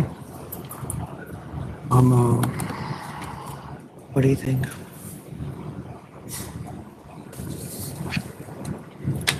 All right. As I've previously explained, there was a gas leak in the premises approximately a month ago. The leak was actually discovered by Con Edison for an unrelated visit.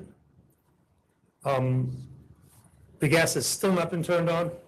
My client did, in the course of the month been closed, purchase all electric equipment from a kitchen supplier so that she continue her operation. I'd like to hand that up if I may.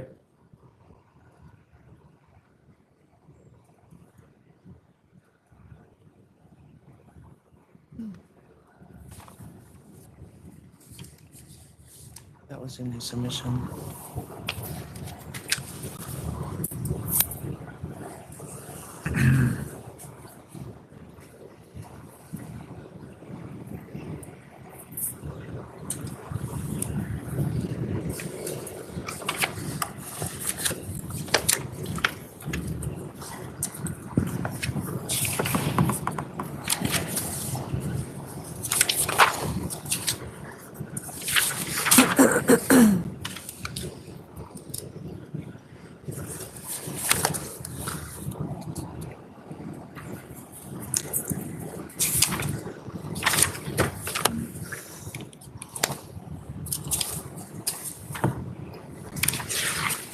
All right.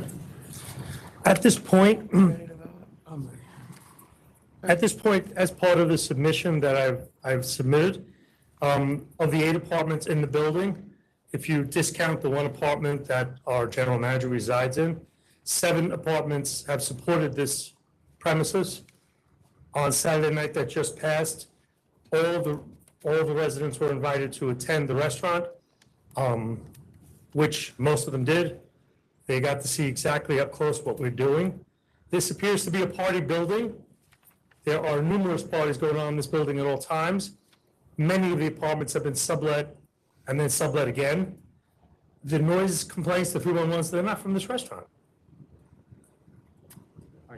Yeah, but you're acting like there are no other people that live on the street. I mean, it's not just about your building. No, I'm not. I'm trying to impact the residents that I feel are immediately affected. We have also reached out to the block down the street. I'm not sure the exact number. Do you know which one it is? The building? Yeah, the block down the street. 238. 238. We have reached out to them. We have not received any response. All right. I have to also note that the ALJ in this case ruled against the applicant. And I've noted before, I'm not sure the ALJ understood what was going on, particularly when he may I finish?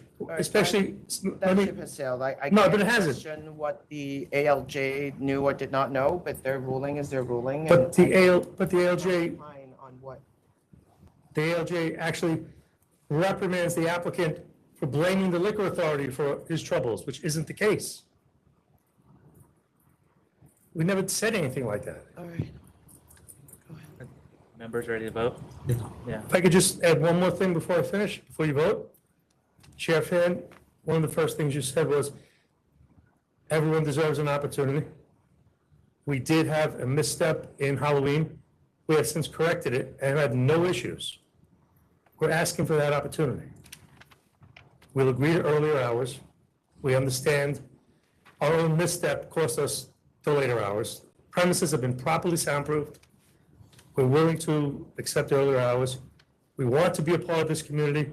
Everyone has put an awful lot of money into this What premises. about midnight? I'm usually asleep by then. From the tenant? Can you give him the? Okay, is there anything? Yeah.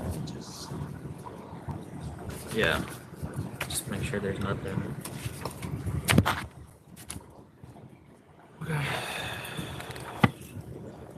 You asked me a question, Chair.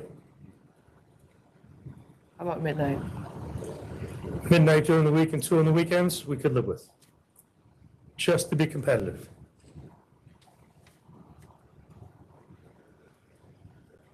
What do you guys think? 12 and 2?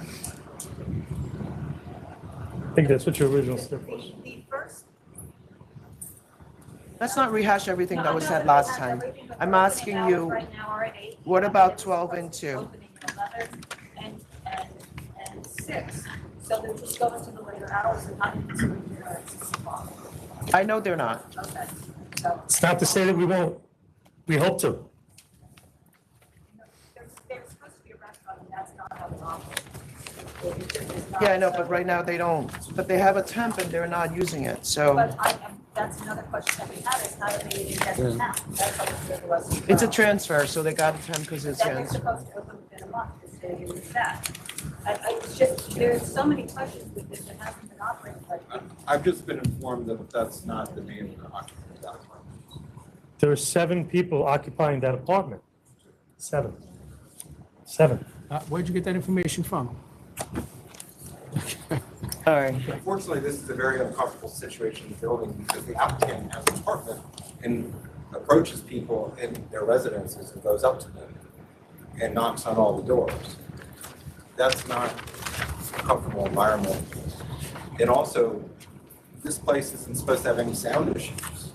They have huge club-like speakers hanging in their establishment. And that matches none of the information that was submitted. It's not iPod generated music with small speakers. There's many different issues going on here. Everyone All wants right, complaints or look, not. you know, I'm we sorry, do most want to people- give people an opportunity, but there are just too many questions here. And so I'm going to respectfully Wait, vote can I to also deny. add one more thing? We've already voted, started voting. I'm also Commissioner. going to vote to deny. They already voted. And we don't take this lightly. We take this very serious, and we've really tried. We've tried to work with the community. We've looked at all the evidence on the record. You are Can I welcome invite to you ask for guys to come over and reconsideration. see the place? What's that? Can I invite you guys to come over and see the place and how I operate the place? You have to ask my counsel about that. No. Oh. Such a move puts this place out of business. I know, I know. That she struggled for 6 months. We're struggling to open this. The And vote's I, been I feel like I attacked understand the impact because I of didn't what we take the just- hours earlier, the way they wanted it, the community board, and we took the, the one get it. before, so I feel like they attacking us. And of course, I have to approach people in the building to make sure they okay with my operations. And I All right. invite them over. Thank you. We have We're willing other, to take the earlier hours. we have other applications to get to, okay? Thank you. And the temp vote's already been is- passed. And the temp is rescinded. So next item is 31, South Village Hospitality Group LLC.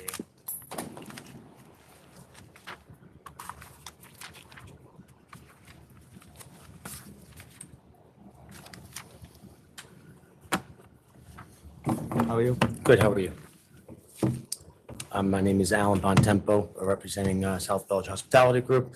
I'm the owner operator.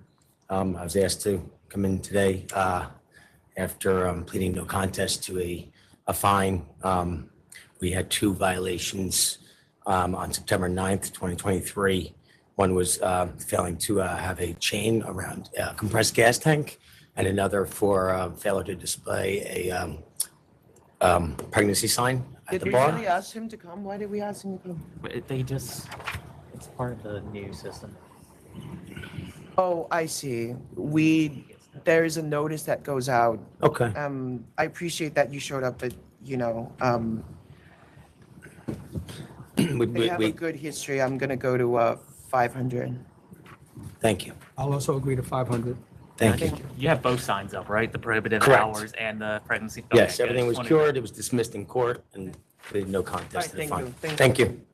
500. Appreciate Yes, that. 500. Thank you. Next is 6, Dyckman Billiards Cafe, Inc.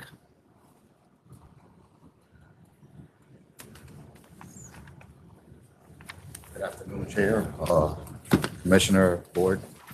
My name is Miguel Acosta. I'm here to represent Dyckman Billiards. This is a reconsideration.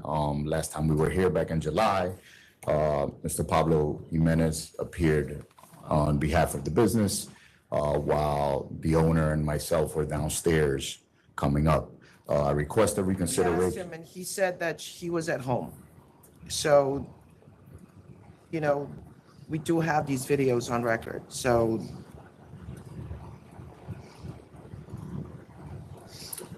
And we have a history of an undisclosed interest for the person that did show up. Undisclosed interest. Yeah. This is Mr. Pablo here. According to him, he was the one who misinterpreted the question regarding the ratio of business sales and activities. He was the one who came last time? Yes, but I was also here myself with Mr. Martin Jimenez, his brother, who was lost downstairs, and I went downstairs to pick him up when the agenda item was Lost called. down in this building, but the licensee still did not come today.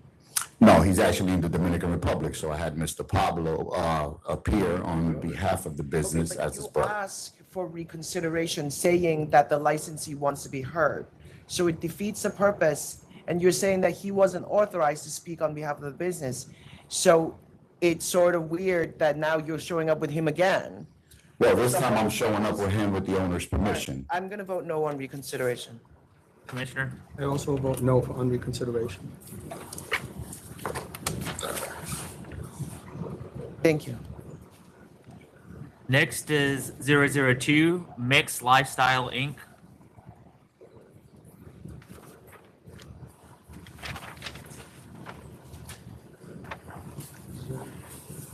Good afternoon, Joseph Levy here on behalf of the licensee. I have with me Yang Gao, principal on the license. The matter before you is a CNC for a disciplinary. It's actually been heard at this board in a couple different contexts over the last few months. So is this location a private club? No, it is absolutely not. But there is a membership benefit? No, if you click on the link, it takes you to a third-party app. It's not him. He can explain it better, but there's absolutely no benefit. It's not members only. It puts you on one line versus another line. It's a loyalty program. Yeah, it's a loyalty program. It's extra access to tickets earlier before they go on sale to the public, this kind of thing. You don't pay for it. There's no revenue derived from it. It's not related to alcoholic beverages at all. I went through it and registered myself just to kind of see what it was. And it's a company called PALO. They have an app. It just tells you what's going on in the neighborhood and streamlines it for people to like understand where events are happening. And you can see on our website, each event is listed, so public can purchase tickets for each event. So you said here last time that you were committed to attending bi-weekly precinct meetings. Correct. We are. All of those things. So when you're traveling, there's someone who's going in your place? Our general manager, two of them assistant, and our general manager. And it's also worth noting that we've been in touch with Midtown South, and obviously as part of our plan to bring things into compliance, there was an additional bar that was since shut down and is being brought into compliance. We've notified the community board. We've also queried the department to make sure there were no issues and everything's in order. And our feedback from them was that we've kept our noses very clean lately. They appreciate the increased security. They appreciate the bad actors list, the cameras, the scanners, and they would certainly not oppose anything that we would do in the future. You okay with it? 15? All right, I'll accept 15,000. Thank you. Thank you. Thank you, sir. I'll accept 15. Thank you. Thank you. Next is 3, 4, and 5, CAYOS Tequila Corp.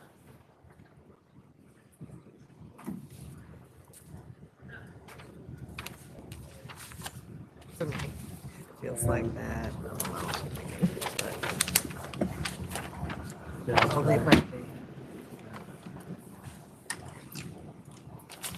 Good afternoon, members of the authority. Hi, Aurelia Tavares here, representative for CAYOS Tequila Corp. Did you submit a letter to us for today? Pardon? Yeah, you submitted a letter or no letter? We didn't submit any documentation because the issue was the public assembly. We filed the application with the town. We're waiting for our inspection with the marshal. According to the marshal, everything's fine, and we send a weekly report of the location to the marshal. All right, I'm gonna hold this over until you have your PA, otherwise it's gonna get canceled. So I'm gonna give you until May 15. How's that? May 15th, we'll have the inspection. Yes, thank you, members of the authority. I have two more. I think I'm the next If one. you think that you can get it by 4:25, make a request so that you have it.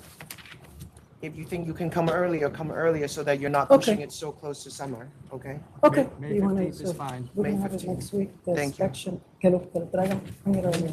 Okay, we're great. Okay. We just have to bring the public assembly. Call the marshal and show. No. Next And is then- 19, COATZINGO Enterprises, Inc. This was the lack of posting the signs, all signs have been. Letter of warning. Thank you, I'll agree to a letter of warning. thank you, and I have one more. And the next one is 3613 Bushwick Avenue LLC. That's number 30. Hanks, I want to adjourn that 30. Number 30. Yep. for the next full Okay. board. Sure. Thank you. 4-3. 4-3? Yep, Thank you, members of the authority. thank you. All right, and Jonathan, there's no one else, correct? All right, let's do it. All right, 9 is an offer of cancel and bond. I will accept cancel and bond.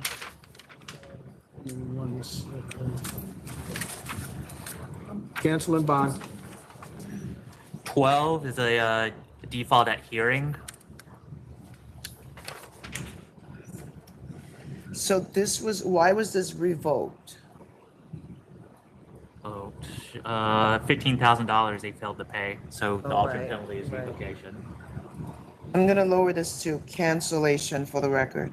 What do you guys think? So you can do whatever you want. Sounds good. All right, cancellation for the record.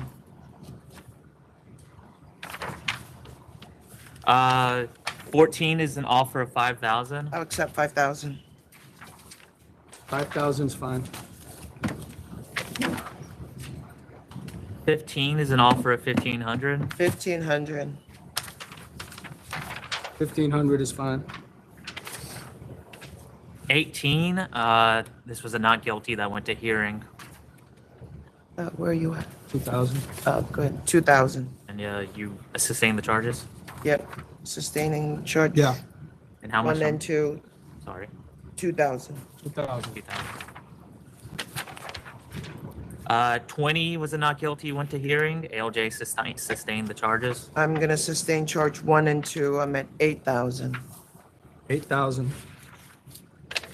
21 is an offer of 10,000. Sale plus tobacco.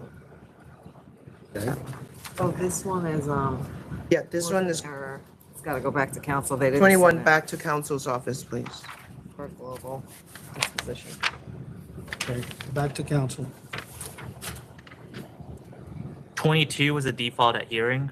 Cancel and bond. Cancel and bond. 23 was a default at pleading. Cancel and bond. Cancel and bond.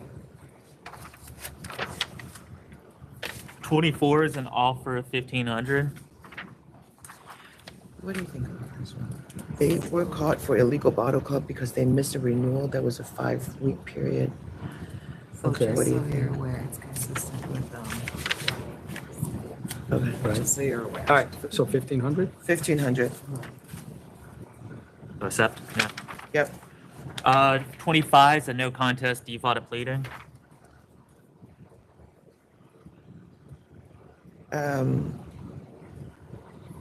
Imply 85 vapes, Yeah. Where are you at? 3,500? 3,500? Yeah. 3,500. 26 is an offer of 3,000. 3,000. 3,000 is fine. 28 is an offer of 5,000. 5,000. Commissioner? 5,000 is fine. 29 is a no contest default at pleading. 3,200. Where are you at? 3,200. This is 29, right? Yeah. Thank you. 29, yep. 32 is an offer of 10,000. Long history here. I was at 15 or C and B. All right. 15, counter at 15,000. 15. So 44, they asked to adjourn to, what is it, April 25th. April 25th. Yep. Okay, April 25th.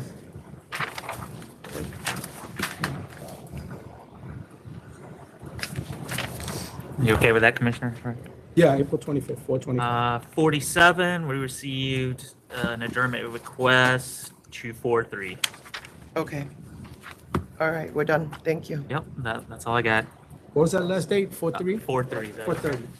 Yep. All right, this meeting's adjourned. Thank you.